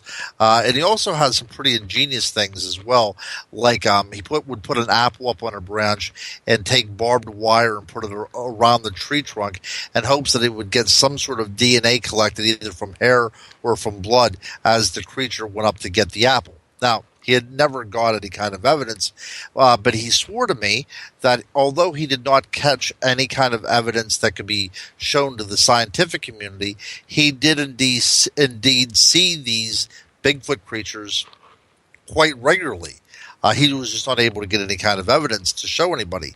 But he told me, as we were on our investigation, he said that as far as he was concerned, as far as his research, as far as his observations, were two different types of Bigfoot roaming the wilds of western Pennsylvania. The first one was what we would stereotypically think of Bigfoot, this big, hulking, benign type of creature, this kind of forest giant that was more or less a guardian of the woods, you know. It would leave you alone if you leave it alone. It was a vegetarian creature, nothing to be afraid about. This is your typical idea of a Sasquatch that would be related to the Pacific Northwest. But then he looked at me and he said to me, but you know what? There's another type of Bigfoot out there as well.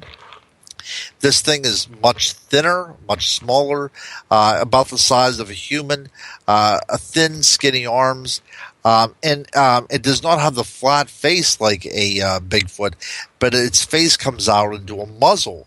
And then he looked at me and he said, and they're not vegetarians. They eat meat and they hunt in packs. Now, whether Mr. Sherry did indeed observe these creatures that he was talking about, I'm not sure, but I'm convinced that he was able to get some sort of information on a creature that we now call the Dogman, which is very, very interesting. But why these creatures are like that, why they tend to be unlike the Bigfoot, it might come down to territorial, if it's designed to keep certain creatures out of its territory, or if it is an adaptation for hunting in order to take down, a massive amount of prey or large prey. That's why they hunt in packs. I'm not sure, but there is a difference, even to the uneducated, in the way Bigfoot is perceived and the way that the Dogman is perceived. Dogmen are never portrayed as something that is benign. There's always a fear associated with it, and there's never the hope of running into a Dogman as there is the hope of maybe possibly running into a Bigfoot. Now, I do have to clarify something here. The wife brought me blueberry yogurt to eat. Oh, man, that's not Chipotle. No, she was eating some sort of, I don't know if it was Chipotle or, you make the hummus out of it. What them damn things are called? Oh, chickpeas. Chickpeas, those are the ones. She dried some of them out and she was chewing on those. I couldn't get the word out. Came out as Chipotle. Oh, right. Well, no, chickpeas. My wife is one of the best makers of hummus. When we get together, I'll have to make you some, yeah. I would like that. Yeah, so what you have now is yogurt. Is that what you're telling me, Dave? I'm eating blueberry yogurt right now because, I packed on a little bit of weight over the winter, and I didn't go hibernate and wear it off. I do. Whenever I went on my little Bigfoot expedition, I was winded as soon as we climbed our first hill. And I thought, that's what I'm going to endeavor to do as well, too, is take off a little bit of weight, too. Yeah, but the problem is I got winded with you just saying that. So, and now the comments are coming. No, I'm not eating tofu. And, a few months ago, she tried to slip diet effing pancakes in on me. You just don't mess with the pancakes. You don't mess with the pancakes. You just don't. And she tried to sneak in those diet pancakes, man, and I just don't appreciate that. Now, how do you feel about tofu?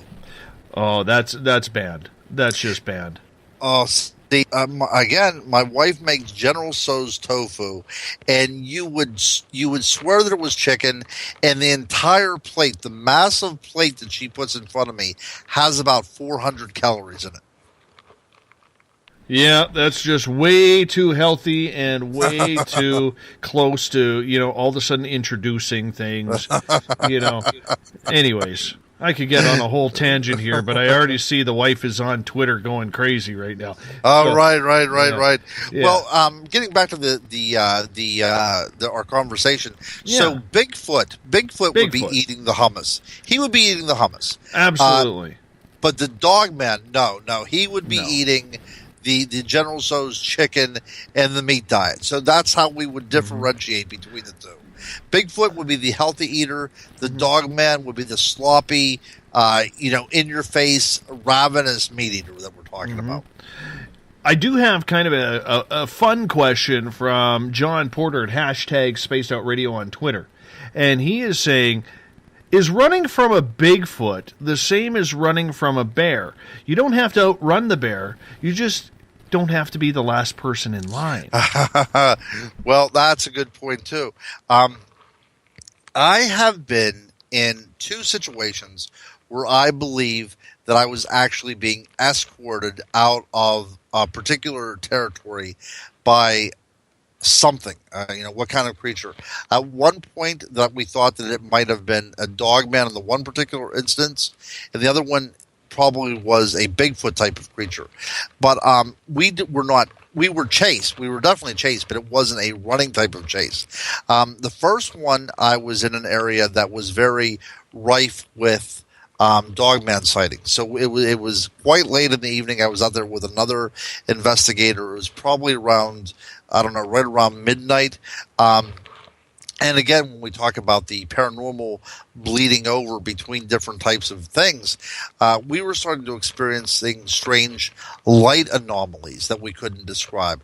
And as we turned around to leave, there was a large light that kind of just flickered on in the path behind us in the woods. We had not a clue of what was going on here. Actually, it was such a dazzling light, and I do have it on video, that we assumed that it was another person from our group that was at a base camp to make sure that the area that we were at was not compromised in any way. We assumed that it was somebody from that particular base camp that had lit a flare, because that's what it looked like. This wasn't a brilliant light that, like a flashlight turning it on.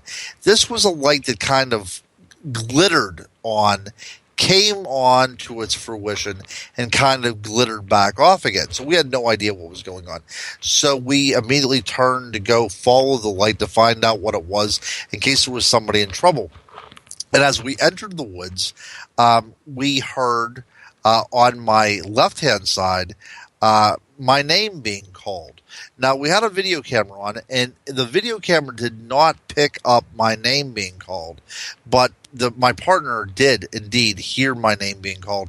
But what was strange, that whatever said my name was off to the left in the woods, and there was an old cemetery, that dated back to the late 1700s, was one of the first tombs up there, and that's where my name had come from.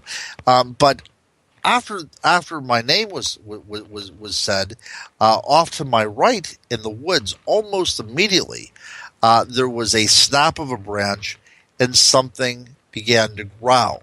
Now, we did not see what it was, but both of us, my partner and I, both had the image in our mind of what the thing was. We saw something quadruped. We saw something with menacing teeth, and red eyes.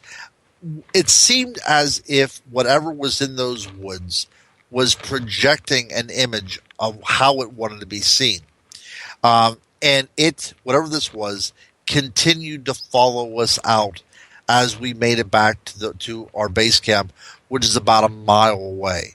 So it seemed to want us either out of its territory, or it was eyeing us up to find out what was going on. So that was one instance. So it did not really run after us, but it did make sure that we left its territory. Now, my wife and I were on an expedition up in the Chestnut Ridge again of western Pennsylvania, and my wife and her cousin was actually with us. So any investigator out there, I always urge to always allow women into your group, because anytime you're out with a woman, you're always going to get a different response. I'm not sure exactly what it is. I think men seem to be very much more confrontational and antagonistic, and women have a much more mellow, maybe it's an aura to them, but it seems like these animals, these creatures, these beings, whatever they are, have a different type of relationship with a woman in the woods than with a man.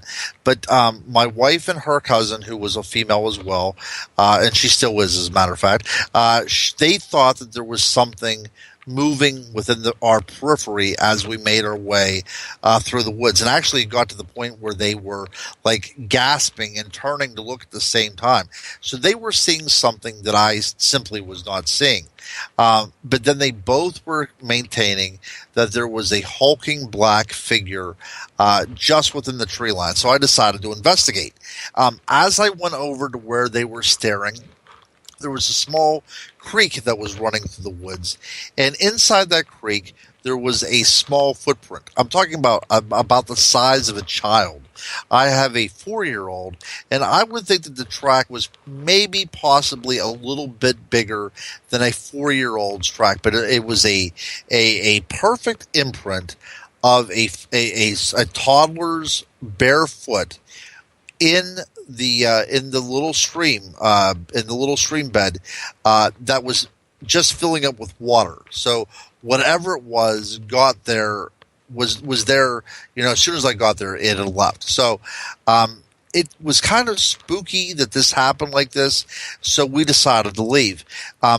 But as we were leaving, I decided to let the women go first, and I was going to take the rear in case something came up on us. Now, we had to walk several miles back to where we were parked, and none of this stuff has trails. This is not a public access area. This is actually, the woods, so to speak. And as we were going back, we were picking our way through the woods, and I could hear that something was following us. Now, the woods were dense enough that you couldn't see what it was, but there was definitely something following behind us, several hundred yards. So I decided to just stop to see what would happen. And within a few moments, there was a smell that was produced. I'm looking in my research to pheromones. That's a good way for something that wants to remain elusive to continue to remain elusive, because you do not have to come into any kind of physical altercation with something to get them out of your territory. So it emitted a smell, sort of like a skunk smell, but totally different, if that makes any kind of sense. It was something that I could not recognize. I could not place what the smell was, but I knew instinctually that it was a smell telling me to leave the area.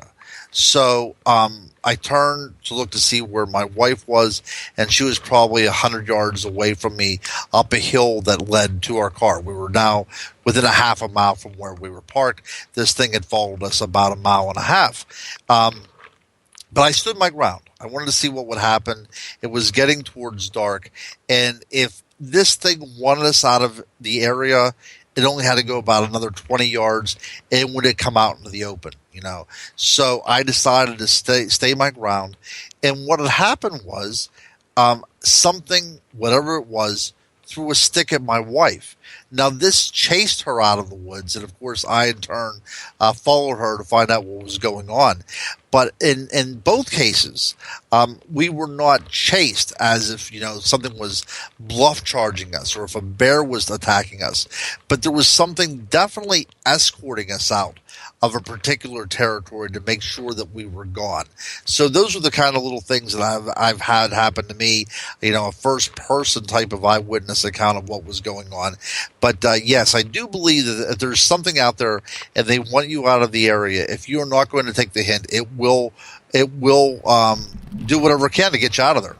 And that is such a true statement, because I think I told you the story earlier this year when the wife and I were out on the mountain gathering firewood. And we were on this logging trail, Ron. And me, I've had a lot of experiences in regards to both cryptids, spiritual, aliens. I've seen and felt them all. And we went down this one road, man, and it was something there where the wife would not even allow the little guy out of the truck. Just would not allow him out.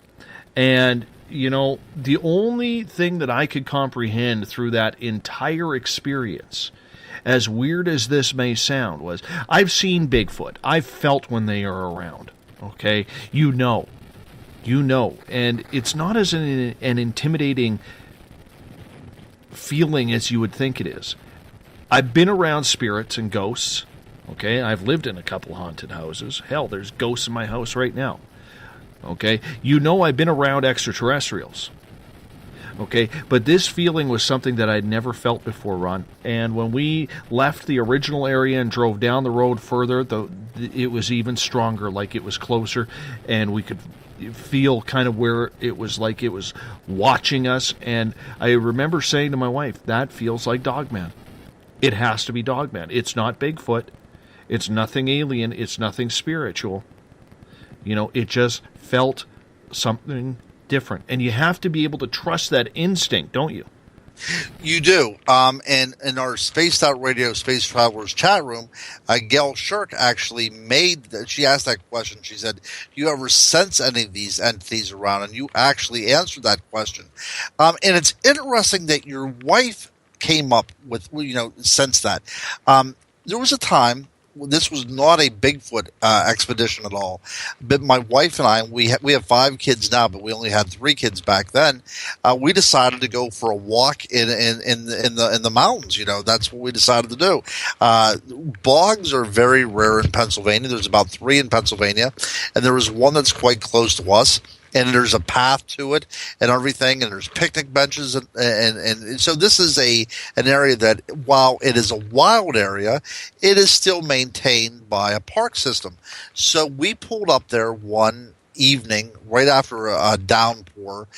We got up there, we parked the car, we were the only one in the parking lot, and we decided to walk to the bog. And we got to the bog, and the sun was starting to set, so we decided to head back. And as the humidity of the day started to carry on and things were starting to get cooler, there was a fog that came in, and I'm talking about like a thick fog that you could only see bits of the woods. So all the trees were standing out in very stark black silhouettes. And my wife was the first one to say it. I think this is a maternal instinct. She came walking up to me. She was pushing our baby, who was Willow at the time, and we have 2 other kids since that time, but she was pushing our baby at the time in a stroller, and she came up beside me and she said, we have to get out of here. And I said, why? And she said, I don't know why, but I just know that we have to get out of here. And my son was, he has definitely less attention than I would want him to have. You could call it attention deficit disorder or whatever. But he's a typical boy, so he was picking up stones and nonchalantly throwing them into the fog. And as this went on, I started to get a very paternal sense, that there was indeed something out there. Not necessarily something that was going to do us harm, but as a parent with young children, something that they should not be around. So I told my son, I said, look, we got, probably a half mile yet to get back to our car. Let's not throw the rocks, because it was starting to get on my nerves. But he kept on doing it, and he kept on doing it. And I turned around and I said, Donovan, I'm telling you, buddy, don't throw any more rocks. And he said, okay. So we keep on walking. Next thing you hear, that gosh darn rock again. I turned around and I said, Donovan, man, you have to stop throwing rocks. So I turn around, and his face meets me. It's completely blank. His big blue eyes are wide. And he said, no, I didn't throw that. Something threw it at me from inside the fog. So, wow. That's the thing. That's one of those things that really kind of, even now, raises the goose flesh on me, because my wife was the one that said, and like your wife said, there's something out here. Now, I do believe, getting back to the whole thing that we started off the show about, that I do believe that we are instinctually programmed to understand what we now call the paranormal. It is part of the way we stay alive. We have this flight or fight response to the unknown. And we definitely had a flight response the same way you had the flight response as well. So, and I find it so curious that we are separated by time and space and place. But also your Dogman story that you had was very eerily similar to the one that I had too. You didn't see anything, but you knew it was out there. And whatever is allowing you to know that, whether it is part of our collective unconscious, because, our primitive selves, our primitive human ancestors had to deal with these things on a regular basis so much that it's become ingrained within us. It's part of our submerged animal instinct that only comes out every now and then whenever it's needed. Or if these creatures are also able to project themselves into our minds, into this kind of Cartesian theater of the mind, and it's able to direct what we see. These are parts of my research as well too. But it's so cool that you share these stories, because what we find out as investigators is the similar things are happening over a great swath of territory, doesn't it? Let's get back to a couple questions here. We only got about 5 minutes before the break here, and I want to get to this one from Seth. He is asking, Mr. Guru, could you speak about the efforts of those who brought the existence of the platypus into attention? Okay, wait. I need to hear this one more time. Okay, can you speak to what about the people that brought the platypus into attention? Yeah, the existence of the platypus, because Right. it was a mythological creature. It was, and I remember these detailed stories whenever it was brought to, I believe it was the British Zoological, Society, that people thought that this was something that was sewn together because it was so implausible. Because, since the 1700s, people were bringing back to England, the hairy trout, the hair-covered trout, because they believed that the waters were so cold in the Canadian North that the fish even had to have fur to stay alive. So whenever it came back to England, people just assumed that this was made up by the explorers because it didn't seem quite right. I mean, it had this kind of beaver type body, and it still, it had a duck's bill. None of this stuff made sense, and that's what I said whenever we talk about science. Extraordinary creatures, reports of extraordinary creatures are going to require extraordinary evidence to be proven. So even initially, the body of a platypus was not taken as evidence because it was believed to be nothing more than a hoax. But that's a very good point that the listener made, because at first we just thought that the platypus was a made-up story. Let's get to another question here quickly, as we got a couple minutes here. And let's get to this one let's go to hashtag Spaced Out Radio here. Skeptic wants to know, Guru, do you have any information on the giant rabbit sightings that have been going around? No, you know what? That is one thing that's out of my sphere of being. But I will tell you, whenever I was doing some research down in Texas, right outside of Wichita Falls, Texas, that's kind of like a prairie land down there in Texas, and I was able to kick up a jackrabbit that to me seemed about the size of a pony. It was huge. There are huge rabbits out there, but I do not know of any kind of cryptid rabbits roaming the wilds of the United States. If this is the listener from the United States, or is he from Australia? Do you know? I believe the United States. Okay, yeah, because I know that Australia also has this weird rabbit problem down there as well. But, I do not know anything about that. If it has horns, I would love to see one because I'm fascinated by the lure of the jackalope. But, no, but I do know that they do indeed make some pretty gosh darn big jackrabbits out there. Don't even bring up jackalope, my friend. That's a saucy conversation with me. And I have to tell you why. Okay. When we moved into our house up here in the sticks of British Columbia, we bought a house that our realtor had listed. So I said to her, because I know what it's like to work in commission sales, I said to her, look, you're double dipping on this. I want a housewarming gift. And she goes, what do you want? I said, I want you to go on eBay and get me one of those authentic, real-looking jackalopes. She goes, what the hell's a jackalope? So I had to explain to her, rabbit head, antlers, mounted nicely, not one that looks like a stuffed animal, but one that looks real. And she goes, are you serious? I said, dear, you just got the double commission. What the hell are you worried about here? This is like a $10,000 payday for you. I want a jackalope. So, on the date we moved into our house, I'm not around, and she quickly stops by. And she brings flowers for the wife. Oh, jeez. There is no jackalope for Dave. Oh, boy. So guess who is not using her next time as a realtor? You know, and that's such a shame, because if she would have simply purchased one $80 jackalope off of eBay, we could have been giving her a plug right now on Spaced Out Radio, and 50,000 people would be able to listen to her. Exactly. And use her. See, that's what happens. So I'm telling you, if anybody asks for a jackalope, get them. Exactly. And on that note, we're going to step out for Spaced Out Radio now. Commercial break number 2, hour number 3 with the Crypto Guru right after this. The SOR Sightlines is a place for you to find answers to your strange experiences. Hi there, this is Mike Schmidt.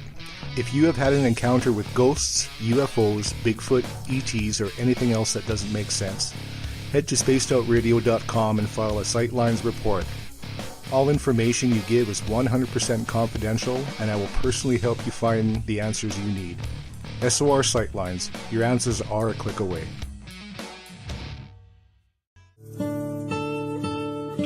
Greetings and salutations, space travelers, from the Chronicles of the Unknown team. What is Chronicles of the Unknown? I keep hearing about this thing. It's a new paranormal reality TV show based right here in beautiful British Columbia, Canada. Follow our team as we uncover claims of activity on the Caribou Gold Rush Trail. You can also follow us here every third Monday, where 2 members of our team will be available to answer your questions. We'll give you some equipment updates and some of our experiences on the road, right here on Spaced Out Radio. Hi there, I'm Butch Witkowski, lead investigator with U4Cop. On the final Monday of every month, you can listen to me and host Dave Scott on Spaced Out Radio's Strange Days. We're going to get to the heart of the matter when it comes to what's happening out there. People are seeing and experiencing things from ET contact to Bigfoot, and I want to hear about it. Your experiences are what we investigators need to help solve these unknown mysteries. So tune in at spacedoutradio.com to the final Monday of every month from Butch Witkowski's Strange Days. Visit purpleplates.com today. For over 40 years, the Purple Energy Plates have been delivering amazing results for their many customers. Inspired by the great genius Nikola Tesla, the harmony, healing, and energetic effects of the plates have proven over and over to be beneficial and often miraculous to thousands of customers. With their money-back guarantee and the many benefits, how can you afford not to get one? Check their site for daily specials and choose from their many energy products. You won't be sorry. Visit them today at purpleplates.com for mind, body, and spirit, and expect a miracle. This is your medium, Joanna, from Spaced Out Weekend, 2 mediums and a large. I would love it if you would come and join us with host James Tyson every other Sunday on Spaced Out Weekend. Together, we will take your calls and your questions live. Our goal is to provide you with a positive outlook on deep questions that you may have. Questions regarding love, relationships, money, or whatever else is on your mind. Come and check us out at spacedoutradio.com. Have you checked out the SOR Spacewire at spacedoutradio.com yet? Every day we post the latest stories regarding the weird, strange, and completely unbelievable. From cryptid and UFO sightings to the conspiracy world, we tackle it all. Hi there, I'm Eric Markham, Spaced Out Radio's news director for the SOR Spacewire. And if you have a story, I want to hear it. Email me at news@spacedoutradio.com. Patrolling the Pacific Northwest, we are always on the lookout for the strange and unassuming stories that real people are experiencing. Hi, I'm Vincent Zunza from Pacific North Weird. Me and Alexandra Sullivan have teamed to bring to you those odd stories that never seem to make it into the mainstream. Stories so weird that will leave you scratching your head wondering, is this real? It's as real as it gets with Pacific North Weird. You can watch our videos right here at spacedoutradio.com. Become more intimate and interactive with Spaced Out Radio. Join our Space Travelers Club with your new membership. For $5 a month, we'll provide you with special access to the website, monthly prize draws from books to psychic readings, along with monthly newsletter, private interviews, and more. Sign up today to be part of Spaced Out Radio's experience. Every month on Spaced Out Radio, we look into the deep and dark reports of cryptids roaming around the world with me, Rob Morphy, from Cryptopia.us. I would love it if you would join me and host Dave Scott as we delve into the most arcane stories and reports regarding creatures of the unknown. My job is to hunt down the details and bring the evidence forward to you. These aren't your regular Bigfoot stories I'm talking about either. You can find out more about crypto history at spacedoutradio.com. Looking for a place to advertise at a very reasonable cost? Look no further than Spaced Out Radio. SpacedOutRadio.com has an advertising tab that you can click to check out our daily, weekly, and monthly packages to play on the radio, or our website including social media. From commercial spots to banners, we have it all. Check out our competitive pricing today.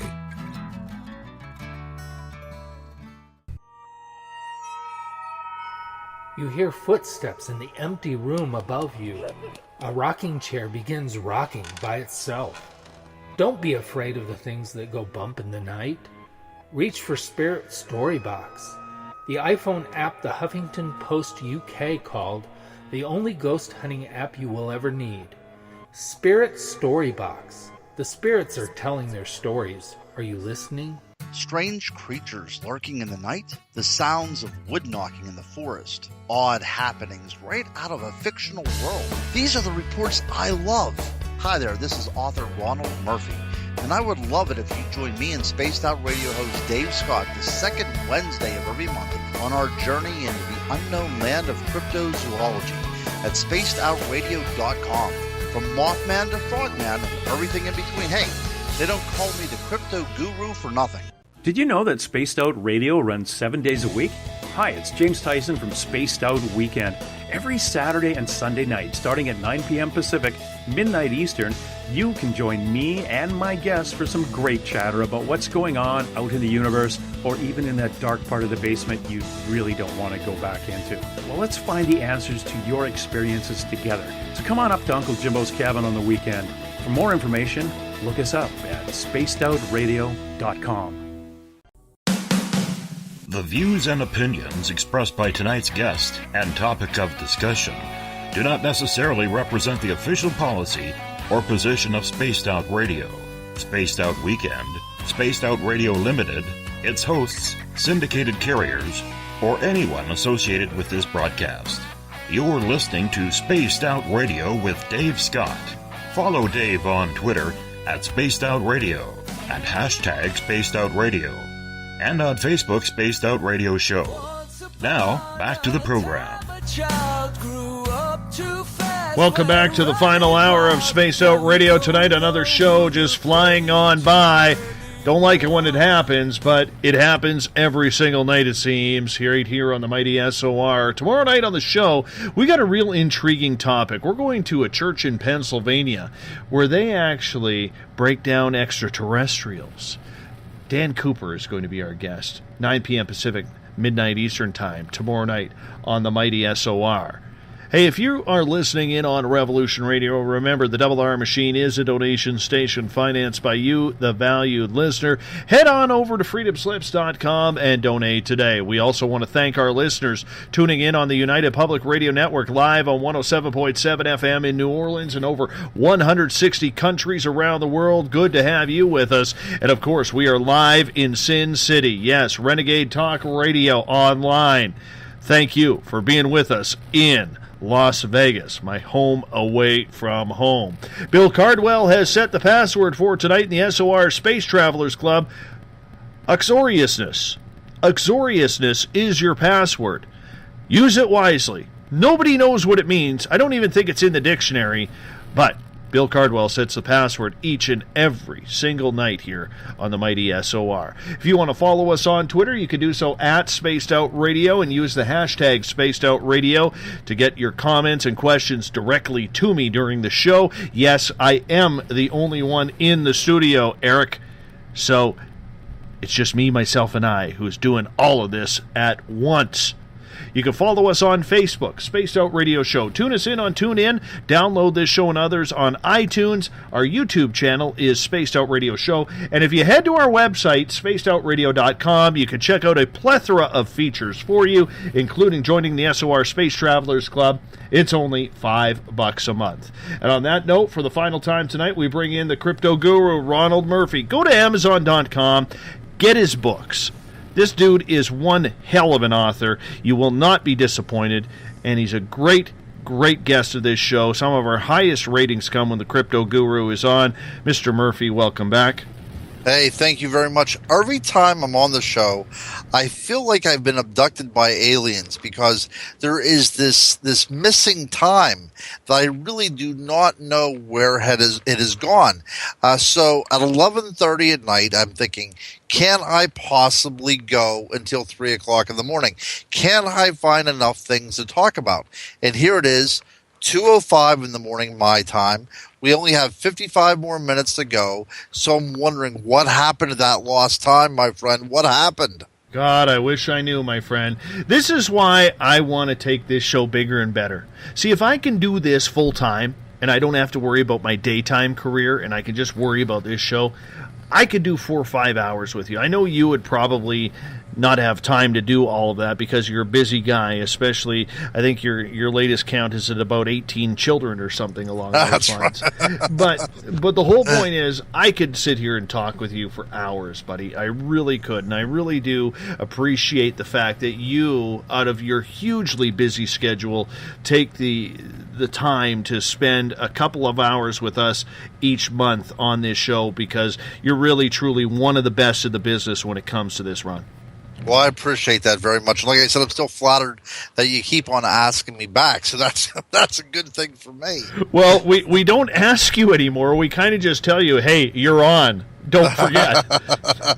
You know. Well, the good thing about our relationship is, and I'm not sure if the folks listening know this, every now and then we will have a topic planned, but for the most part, we're just shooting off the top of our heads. If they can believe that, that's great. If not, but no, that's how we work. Absolutely, but it also helps too when you have an interactive audience like I do and you do during this show, where they are the ones kind of directing which way we're going. That's right.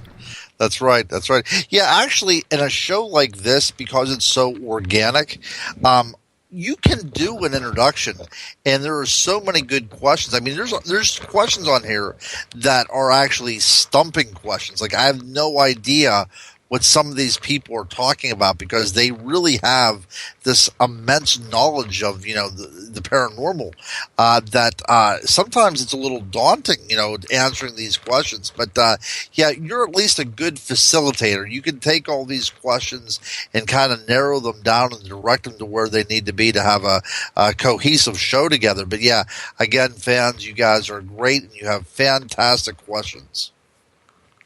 Let's get to a couple more of those questions from the audience, if you don't mind. This one comes from Bob, and he is asking, Mr. Crypto Guru, have you ever heard stories of Bigfoot fighting each other?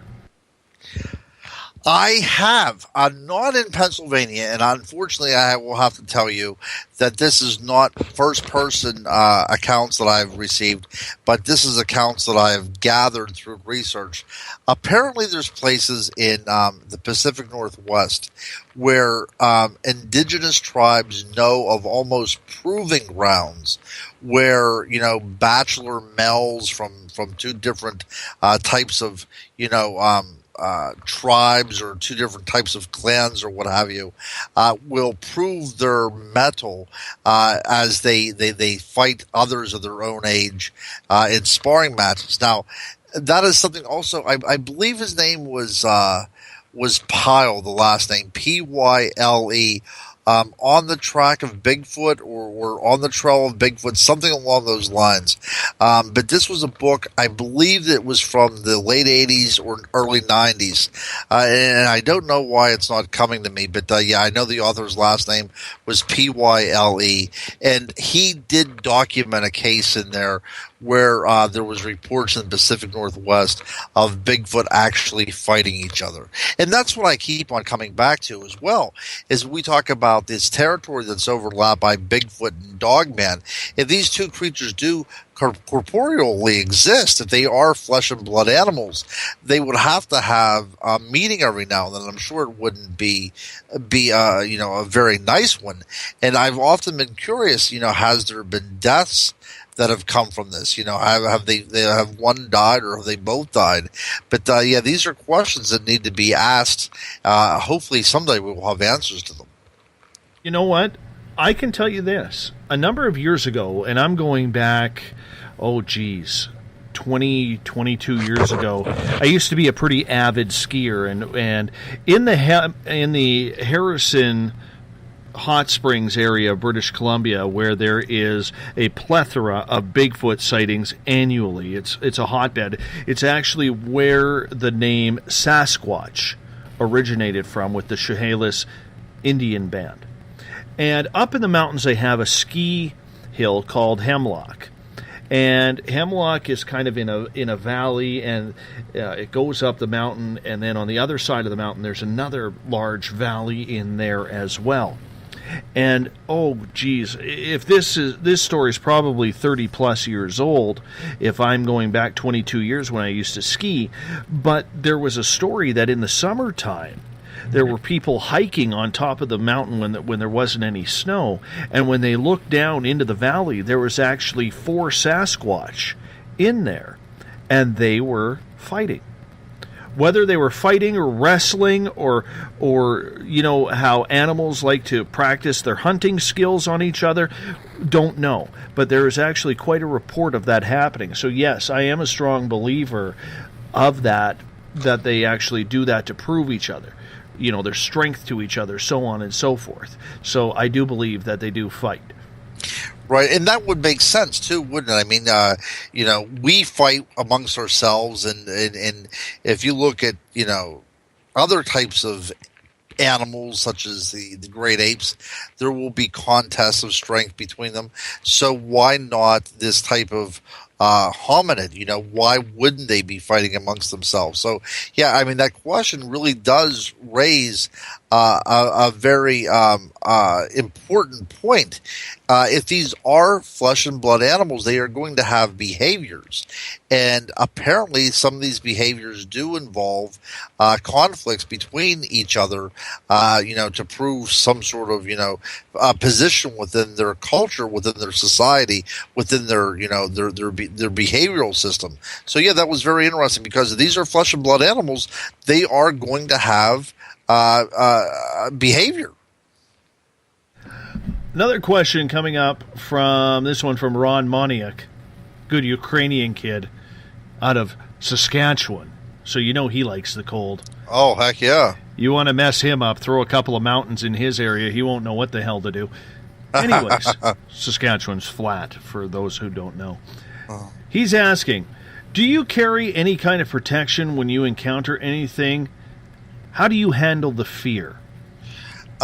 Well, actually, as you said, me having 18 kids, you already know that I use no protection whatsoever.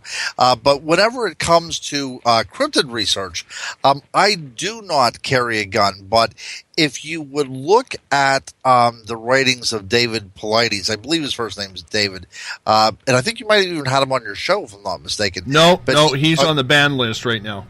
Yeah. Oh, he's on the ban list. Yeah. He's on the banned list. Oh, wow, okay. Well, well, let me fill in, because people who don't listen, like yourself, who don't know the story, we actually tried to get him on, and he abruptly told us that because we have not read any of his books, that he doesn't go on radio shows that haven't read his books. Wow, then I'll tell you what. Then apparently he doesn't come on the radio very often, because I've never heard somebody being so audacious to suggest that you read his collective works, because that just doesn't happen. I mean, people, if you would read everybody's work that you have on the radio, you would never have any time to go on the radio, because you'd always be reading. That really. So I'll tell you what I'll do. I won't even mention the title of his book, but I will tell you this. He wrote a book, and he said that nobody who has carried a weapon has ever shown up missing. But apparently people that go out looking for these creatures from time to time do show up missing. But I do not carry, but I'm thinking that in 2017 that this might be a possibility, that I might start taking some sort of weapon on particular cases that involve Dogman research. So that's good. That's a good question. Mm-hmm. Let's get to another question here. This one comes from Canadian Joe, God of Thunder. He is asking, Ron, have you ever come across a lot of instances a Bigfoot's darker side, maybe a malevolent behavior? Well, I think it depends upon how you look at animals. There is a lot of cases where Bigfoot will come in and kill dogs, almost as if it's an offensive type of behavior. That it would come in, the dog was showing no kind of animosity, and it would kill it because it didn't want the dog to bark. I've also heard a tale, again originating in Western Pennsylvania, about Bigfoot being seen around the fence of a dog humane society, an animal shelter, and the Bigfoot was seen reaching over the fence, grabbing dogs, breaking their necks, and taking them up into the woods, presumably to devour them. Now, that kind of behavior doesn't seem to be such a terrifying behavior, because if these are opportunistic creatures, they're actually looking for a meal. So, like I said, it depends upon how you look, how you view an animal, because, pets being, viciously killed, a lot of people don't look very kindly onto that. But you do have accounts of Bigfoot looking into windows, breaking through screens and attempting to grab people sleeping on couches. You have the people talking about, parking at a lover's lane and a hairy arm coming through the car window, attempting to grab one of the occupants in there. Now, a lot of these stories might be urban legends. A lot of these stories probably were used to scare people, especially whenever you think you're in a state of comfort, like sleeping on your couch while you pass out watching television, and something from the outside comes in trying to get you. I mean, that's a very, very scary image. But there are so many of these reports out there that a couple of them at least have to be truthful, or be based in some sort of fact. So yeah, I'm really taken aback by these Sasquatch creatures that come into an area only to try to gain entry into a particular place. Let's look at another cryptid side here, if you don't mind. Sure.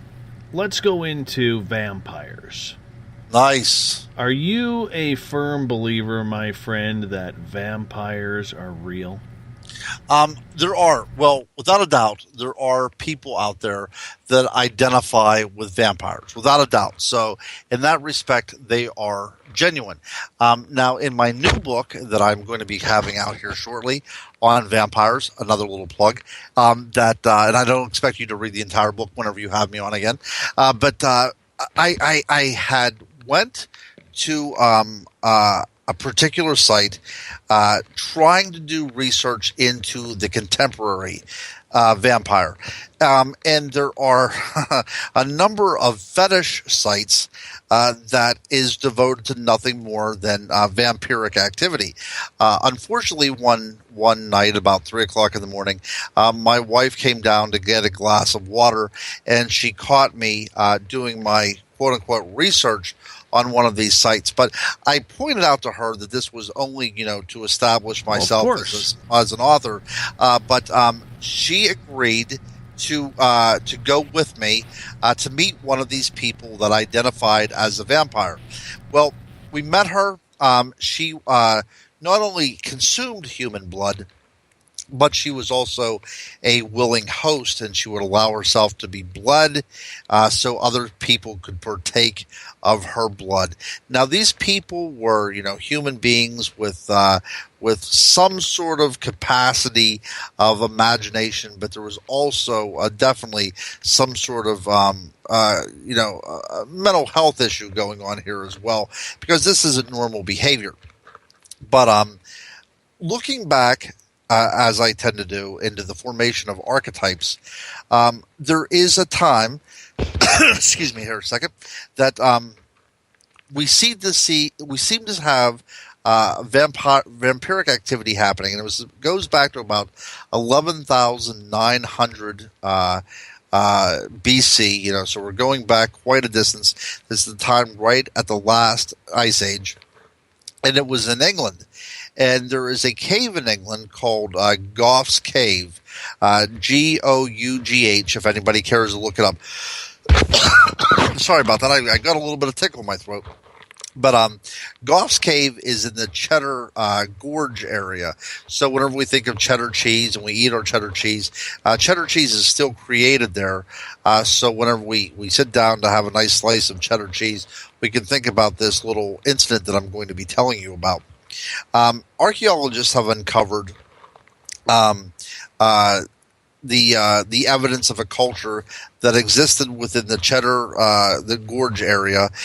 This culture lived within the caves around the area, and they took animals in there, and they did their butchering, and they prepared them within the cave itself. Now, they would take the bones and stack them neatly into piles. There might have been some sort of ceremonial activity associated with this, but it's unclear. It might have just been a way that they did the preparation of the meat. But along with the animal bones, they found human bones as well. So the humans were being consumed. Now, what makes this so vampiric is not only did they find the remains of 3 humans in there, one of them was a child, and the other one were 2 adolescents. But they also found goblets that were created out of the fashioning of a human skull. And inside those goblets was found the residue of human blood.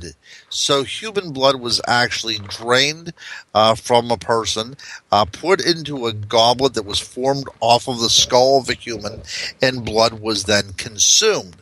This, to me, is the first evidence of any kind of vampiric activity on the world stage. And this goes back to about 11,900 years ago in the Cheddar Cave system of England, which is remarkable to me. So we do have the idea of a human that is living off of the blood, the life force of other people. But of course, then these kind of real life instances of cannibalism are personified into other type of mythologies, and we have the character of Lilith, who was believed in certain Jewish traditions that this was the first wife of Adam before Eve, but she refused to submit to Adam, and so God again created somebody that would be a little bit more submissive. So He created Eve, and she went off and she married Satan, which is one of the stories. But to get back at Adam for his taking another wife, she now was feeding off of the offspring of Adam and Eve. So she was feeding off of humanity by drinking their blood. That's another tale that comes from Mesopotamia. And as I said before, in Egypt, you have Sekhmet, which is the lion-headed vampiric goddess that was known to drink human blood. And if you would trace this up into the Greco-Roman times, we see vampires indicated in the work of Homer, and then of course in the medieval and in the Middle Ages and the Renaissance, we have vampires associated with the bringers of plague and pestilence. So if you ask me point blankly, do vampires exist? I say absolutely. It's the idea of what kind of persona that they take on that becomes a little bit more difficult to decipher. If we're talking about a creature that can transform into a bat, possibly not, but there are reports of megabats, these bats with wingspans of around 6 feet long that actually exist, or 6 feet wide, that actually exist in the Philippines to this very day. There's also the possibility that there was a cryptid megabat that had a wingspan of maybe as much as 10 to 12 feet. So is it possible there's a remnant of population of these kind of things around today, or if not today, were they possibly seen in the Middle Ages and in the Renaissance to give rise to the idea of the vampire? Extremely possible. But yeah, vampires are one of these unique cryptids, and I'm going to follow all these different types of paths, and we're going to shed light on some of these theories in my new book called On Vampires, coming out in about a month.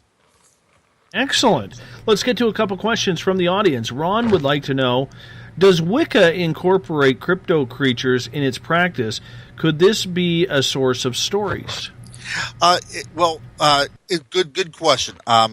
Wicca, whenever we talk about Wiccan, we're talking about an earth religion that really is a creation, if you will, by certain British writers that was trying to reconnect with the distant past of the United Kingdom. Unfortunately, the religion of Wicca is not a scripture-based religion. It deals with ideas of nature. So it's not like we're stretching. Wiccan practitioners today really have no hereditary line to the Druids or any of the other kind of ancient cultures, because we do not have a written tradition that continues to this very day. But when we're talking about the idea of people that they realize and they ceremonialize and ritualize the idea of a natural magic or an earth magic, absolutely cryptids are inherent within that type of belief system. We talk about the Green Man. The Green Man was seen as part of nature. It was this elemental creature, an intelligence of the natural world. It was in the form of a man. Oh, excuse me. It was in the form of a man, but it had all this vegetative outgrowths from it. The Woodwose, which is the English version of the Bigfoot, seems to have derived from this image of the Green Man, this figure of a man that lived out in the woods and was responsible for the generation and the regeneration of the natural world. So indeed, Wicca would see things like the Bigfoot as an intelligence inherent within the natural world that provides a continuity necessary for the world to continue the way it is. Let's get to another question here in regards to vampires. And I think this is a funny one. John sometimes comes up with some funny ones on hashtag Spaced Out Radio on Twitter. Have you seen what vampires do to property values, Ron? They kill it, doesn't they? Kill it, don't they?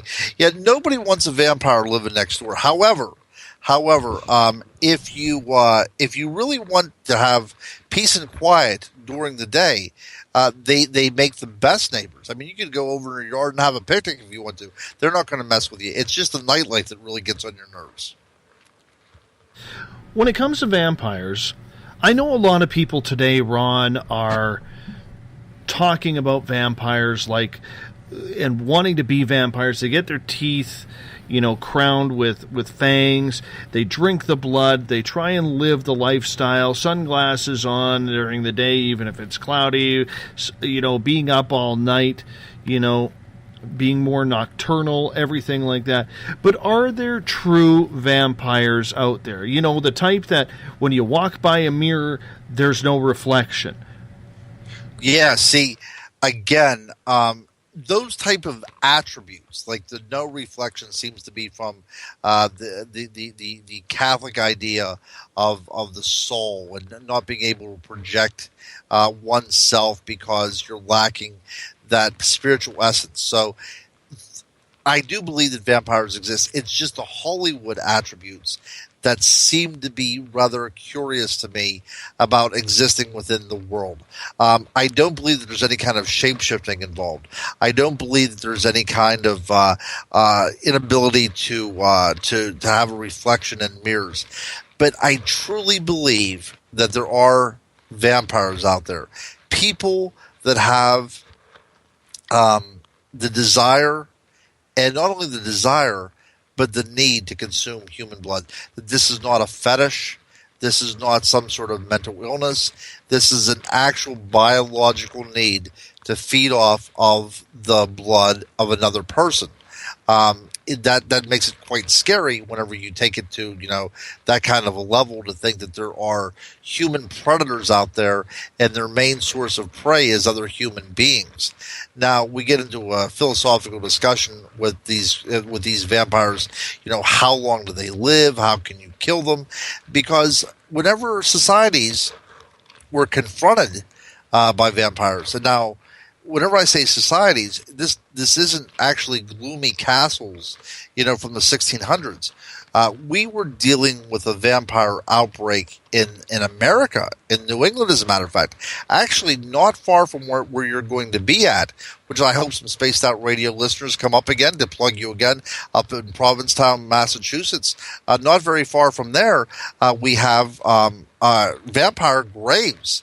People thought that these were vampires, and they buried them, and on the grave it says that they were taken by a vampire. Now, some researchers think that the idea of vampire also relates to the idea of consumption or tuberculosis, where it looks like the human body is being slowly eaten away. That's a possibility, but there are so many cultures and burial practices, not only in America, not only in Europe, but around the world, that saw the vampire as such a threat that they would actually cut off the head and put the head between the legs of the deceased and cut out the heart and burn it, because they did not want this person to come back.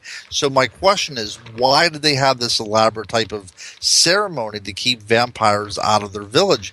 And my perspective is, obviously they had a vampire trouble, and this can cure the vampire from returning. I mean, that's the Occam's razor. Why else would you do such a thing? But it's an interesting idea about what exactly a vampire is. In my book, I look at a very naturalistic type of explanations. I look at people that call themselves vampires but were little more than serial killers, and I look at the idea that there might be certain cryptids out there that could themselves indeed be classified as vampires. So you don't believe the person shape-shifting into a bat and flying away? If that happens, that would be on the realm of the metaphysical. We're dealing with something outside of physical laws. So this is something that we wouldn't really be able to explain from science. Now, have people reported that? Absolutely, my friend. People reported seeing, human beings that were able to, jump off of buildings and on the way down, turn into a bat. People reported this in New Orleans. People reported, human beings with a great amount of strength where they could not go out in the daylight. So am I to disbelieve these people? And my answer is emphatically no, I do not disbelieve them. But I just wonder how much Hollywood is feeding into their perception of what's going on. For me, I'm still on the fence about that. I do believe that vampires exist, but to what extent they fit into the Hollywood mold is still debatable. You know what? You bring up a good point, and that's something that we have never talked about together, Ron. And that is the influence of Hollywood on the cryptid world. Yes. Yeah, and it's happening more and more, isn't it? Because this is so popular, that people think that certain cryptids have to act certain ways. Even if we talk about the world of ghosts, when we think about haunted dolls, and I know that you have great stories associated with haunted dolls. These little things that are possessed with spirits or whatever, and kind of come to life and do whatever. But even the way we perceive haunted artifacts are taught to us by the movies. They're taught to us by movies like Chucky and Annabelle. Haunted houses, it's formed by ghost hunters, and it's formed by the Amityville Horror. And what's going to happen, the more cryptid movies come out, like the movie Exist about Bigfoot. These are ferocious creatures that throw over cars and stalk people and kill people and everything. This is influencing the way we see Bigfoot. Now, the first movie that I really saw that had a great Bigfoot character in it, and it was a very well done movie, was The Legend of Boggy Creek whenever I was a kid. And that informed me that, if you don't mess with this thing, it will leave you alone. But if you mess with it, it's going to break into your house and everything.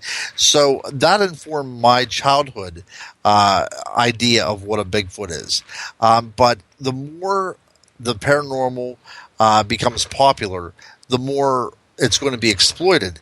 And the more it's exploited and becomes out of the mainstream, the more eyewitnesses are going to say that they saw something they saw in a movie. Not because they're hoaxing, not because they're lying. It's just because that's the way the mind works. If they see something that they can't explain, their mind is going to fill in the details with things that make sense to them. And if they just watched one of those terrible B movies on Sci-Fi Network about the Abominable Snowman, and they see something walking across the yard in the middle of the night, they're going to be filming those gaps in within their mind with things that they have seen. And that's how, unfortunately, some of these archetypes get distorted in the 21st century, because they're not only experiences with the natural world, it's also feeding into what the mainstream has given to you as a stimulus.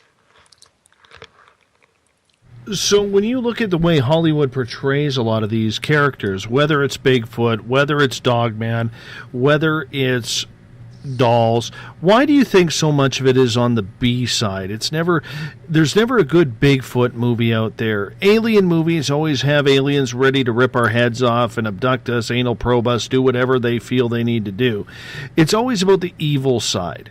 You know what I'm saying? We never hear, and I realize evil, scariness sells, sex sells. I get that when it comes to Hollywood. The conspiracy theorist in myself says maybe Hollywood plays a role in keeping us afraid of these potential creatures that could be out there. What is your opinion on that, Ron? That does make sense. That Hollywood keeps on playing into fear, because for some reason fear sells tickets. You had Harry and the Hendersons. That's kind of a kid movie. But if you really want to sell tickets, you want to have somebody afraid. And I think that's what's going on. You do have instances of aliens that are nice, like E.T., or Bigfoots that are friendly, like Harry and the Hendersons. But you're never going to have a Dogman movie that the Dogman's going to be friendly, because people want to jump out of their seats, because these are, again, things that go bump in the night. And things that go bump in the night terrify us. And we want to find out why they terrify us. So instead of looking into the anthropology of why they terrify us, Hollywood makes them into the boogeyman, and that informs us the way we see the world around us. And then it's an endless cycle. And then we see the shadow outside of our window becomes a stalking Bigfoot, or the light in the sky that we can't explain is going to be something that descends and anal probes us. This is just the way Hollywood has given it to us. So I am a big fan of reading, and I would say that anybody that's interested in these subjects, before watching the Bigfoot movie or before watching the Ghost movie, read up a little bit on it, and then you can bring your own type of intellectual, your intellectual sense into the discussion as you're watching these things. Do you think that'll ever change? Do you think that there will be at some point where we start seeing some of these creatures on mainstream that just aren't there to scare the living daylights out of us, but maybe tell a truthful story? I mean, you look what they did with Travis Walton in Fire in the Sky. Hollywood absolutely butchered the true ending as to what happened. They had the story with him disappearing for 5 days. They didn't have to show the aliens trying to rip his head off. That's right. That's right. You want to have that boom moment. You want to have that moment where you jump out of your seat and you're terrified. That's just the way they want to do it.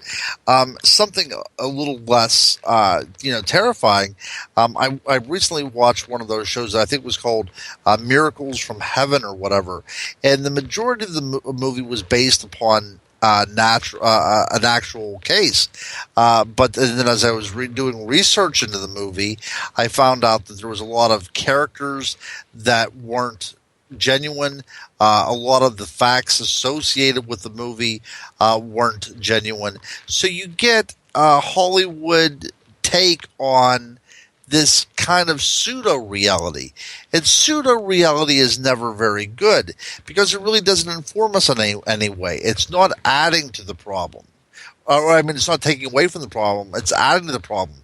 At the end of the day, you're not coming up with answers. You're coming up with even more questions, and that's what's going to happen. And I guarantee it. So if you take even something as simple as a simple story, linear story, like telling the story of a child that had a miracle happen to them, and you could screw that movie up. Then think what they're going to do with things like Bigfoot, and I think they'll probably eventually move into Mothman. There was a couple Mothman movies, like the Mothman Chronicles with the Mothman Diary, Prophecy. Prophecy. That's right, with Richard Gere, which was based upon Kill's book, and of course they did not really stick to that matter whatsoever. They kind of went off on tangents there to make it a Hollywood movie. And then there was one with, I think, Lou Diamond Phillips that was a made-for Sci-Fi Channel movie about the Jersey Devil, and that was horrible.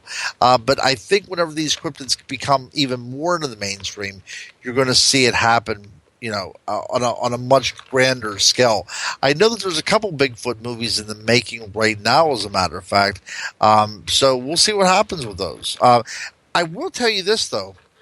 I don't know if you or any of your listeners had ever watched Bobcat Goldthwait's movie called, what was it called? Oh, Willow Creek. Really a very good movie. It wasn't very long. It was about 80 minutes long. And probably the first 40 minutes is it's told in first person, kind of found footage type of thing.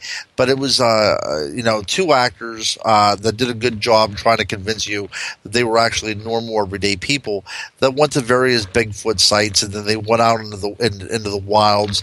And there was a lot of cool vocalizations going on, and a lot of really scary moments. Of course, the Bigfoot at the end ends up to be one of those kind of ferocious creatures. You never see this Sasquatch. It's always kind of like an Alfred Hitchcock character, kind of just, lurking in the shadows. You never see what's going on.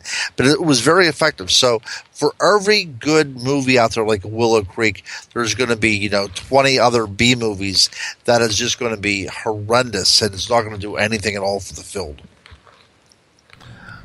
Let's get to some questions from our audience. This one coming from Cop on the United Public Radio Network chat room. He's asking, have you heard any new rumors about the New Jersey Devil? He's in New Jersey. Oh, you know what? I have not. And that is one of my favorite cryptids. I'm fascinated by the Pine Barrens. I'm fascinated by the mythology and the history around that cryptid. And it seems like that's one of those things that just kind of faded away. Now, why might it have faded away? It could be possible that this is a natural occurring creature, and then it just went deeper into the Pine Barrens because, it was encroached on by civilization.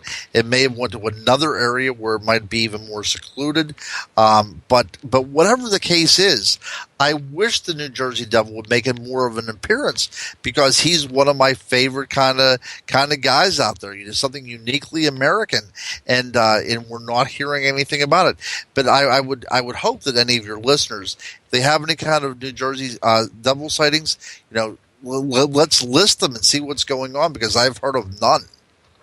Well, they got about 23 of them to play in Newark at the hockey arena. That's right. But that's a boring style of hockey, man. Boring style. Well, look at it that way. That's a perfect thing. That really encapsulates everything that we're talking about. That you do have, the New Jersey, the hockey team named after the New Jersey Devil, the cryptid there. So it's become a caricature of what it really was intentionally supposed to be. There is also a basketball team, I believe, someplace that has I think it's in Seattle, that has a Bigfoot as a mascot. So these cryptids out there have become cartoon figures, mere shadows of what they really are. But that plays into our consciousness of how we interact with the paranormal world. Mm-hmm. New listener, I believe down in Australia. Her name is Jaylee. And her question is, not counting Bigfoot, how many different crypto species are rumored to be in Western America? Wow. Holy cow. That's a great question. Now, I've never been to Australia, but, Australia is one of these countries that's also a continent. So, I mean, you're dealing with a vast area there. But when we talk about, Western America, let's talk about, something that's, 1,200 miles maybe from north to south, or probably even more than that. But we're not only talking about, terrestrial cryptids. We're talking about lake monsters in that area. We're talking about winged creatures such as thunderbirds coming from that area. So it would be hard to pinpoint. If we're talking about, hominids, and we're talking about just Bigfoots, then I would say that there was, the one main Sasquatch, from where the name derived, like you had said earlier. That is, the hallmark of that area. But you also have Dogman sightings coming out of that area. Then you have the Thunderbird sightings, and you have Little People sightings, and you have fairy sightings coming from places like Oregon and Washington. So it's hard to really just say, there's 5, 6, 7 things, because it's constantly changing. But that's a very, very good question. And I think the reports of the Native Americans, the First Nation people from the Pacific Northwest, that really kind of feed into the idea of how we see Sasquatch. There's so much part of the mythology is pretty similar to the way the Aborigines viewed their dream time. It's this world where nature and man kind of merge in a almost psychedelic type of experience. There's this blending of two different types of consciousness. And I think that was what's going on in a lot of First Nation mythologies. And we've talked about this before, and a lot of people don't accept First Nation reports. But I do think that that's one of the first places that we need to look whenever we're talking about cryptid research. We have to see how those that were here first viewed these things. And it's fascinating to look at that way. But I would think that there's no way to actually say, there's 5 or 7 things. It's a nebulous thing. It's constantly changing.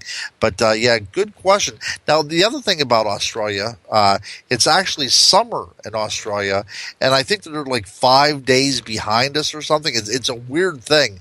But I would love to get to Australia sometime and do research. Yes, yesterday it was like 46 degrees.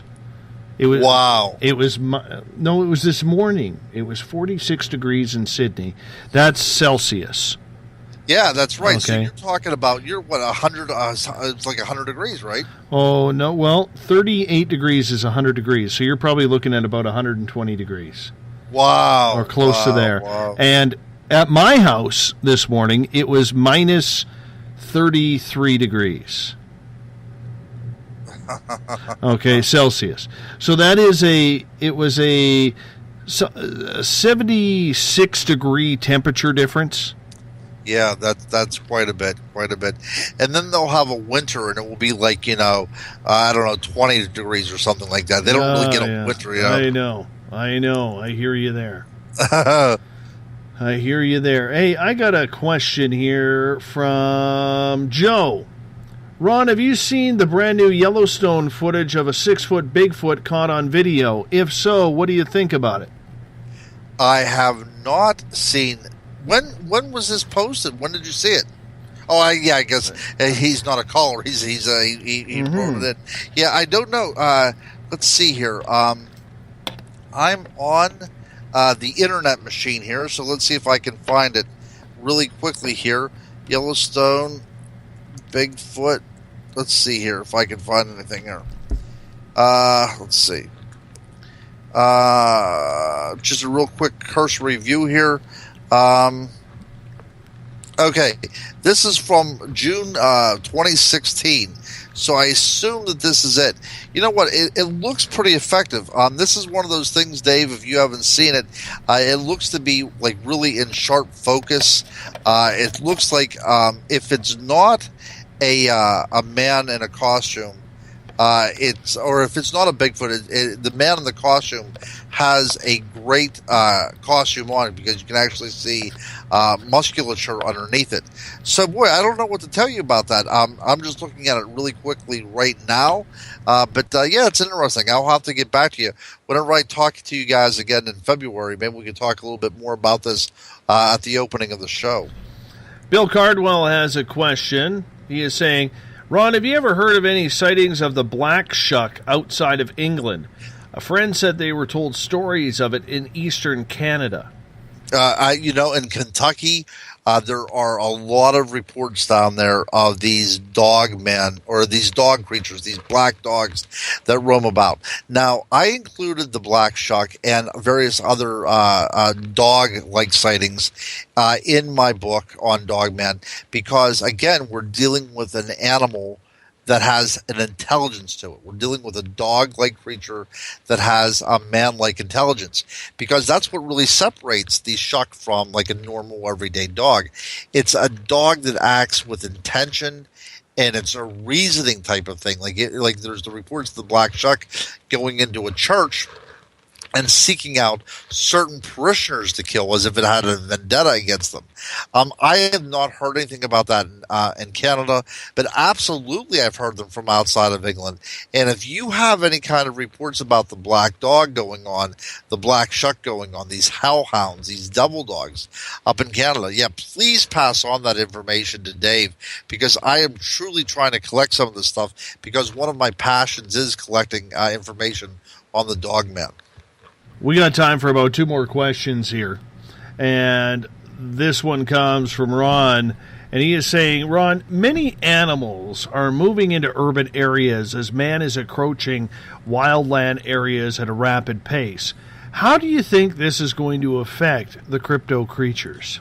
Well, that's what I talked about 2 hours and 45 minutes ago, that I believe that the thylacine was going to be one of these cryptids that, was going to make its presence known by just happenstance, because humanity is so encroached within their world that somebody was going to hit them with a car, or take a good picture of them, or shoot them or something. But yes, that's what's going on. So I think what's going to happen is a lot of these animals, a lot of these cryptids that are considered to be extinct animals are going to be found out that they are alive and well in small pockets, and they're going to be recognized by science because somebody is going to stumble upon them. Now, the bad thing about that being said, is that if like a thylacine is going to be captured, it's not going to be long before the species is indeed extinct, because that means there's enough of them and there's enough encroachment that our society and their world is, intermingling. That's never good. So it's kind of going to be a bittersweet thing, unless, of course, the appearance of these creatures are going to allow for us to mandate very strict protections of these creatures. So let's hope that happens. But yeah, one of my fears is that there's going to be something like a thylacine, or even something as spectacular as a Bigfoot being discovered. And whenever they're discovered, this might indeed be the last of its species. And the only reason it was discovered is because we've encroached so much into the territory that it had no place else to go. Final question, or what could be the final question of the night, comes from Darren, and this one is for me, but I'll get your take on this as well. He's saying, Dave, do you think that the aliens could have been removing your old implant from your childhood instead of placing one in on that table? So what he's asking here is, back in September of 2014, I actually woke up on the table and I was getting implanted. I felt the little fingers on my head. I felt them rubbing or kind of going through my hair, and kind of woke up and I was on a steel table. I looked over my left shoulder and there were 3 of the little gray dudes hanging out there. And I started to freak out, but then I was able to calm myself down. And I felt them cut open the back of my head and implant me. So, that was my only instance at that time when I knew I had been taken, because it was kind of obvious. I woke up. So whether or not they were removing an old implant, and it's funny, Ron, because every time I tell this story, the back of my head where it got cut open, it starts to pulsate. It's kind of cool. I don't know why I find that cool. I should find that eerie, but I kind of find it cool. So whether or not they were replacing one or putting one in, I have no idea what was going on there, because I don't recall as a child going. Maybe I have. I think if I took some past life or regression therapy in this life, I might be able to answer that question a little bit more. But I didn't have that ability to do so as of just yet. So you could be right, Darren. They may have been replacing one, but I guess it's one of those little mysteries of old Davy here. Have you been taken by aliens, Ron? No, I've never been taken by aliens, but I heard a very similar report about somebody that claimed that they had an implant put in them, but I've never heard about anybody having one replaced, which is kind of interesting, because if this is an actual technology, I guess it could probably die down and you'd have to put it in another unit. Maybe my battery pack died. Or they might have went to high definition. They might have been going from your regular analog to high definition. It's very possible. We got about 2 minutes left with you, Crypto Guru. Wow, it's been another quick show, and we want to thank Catherine James for coming in late.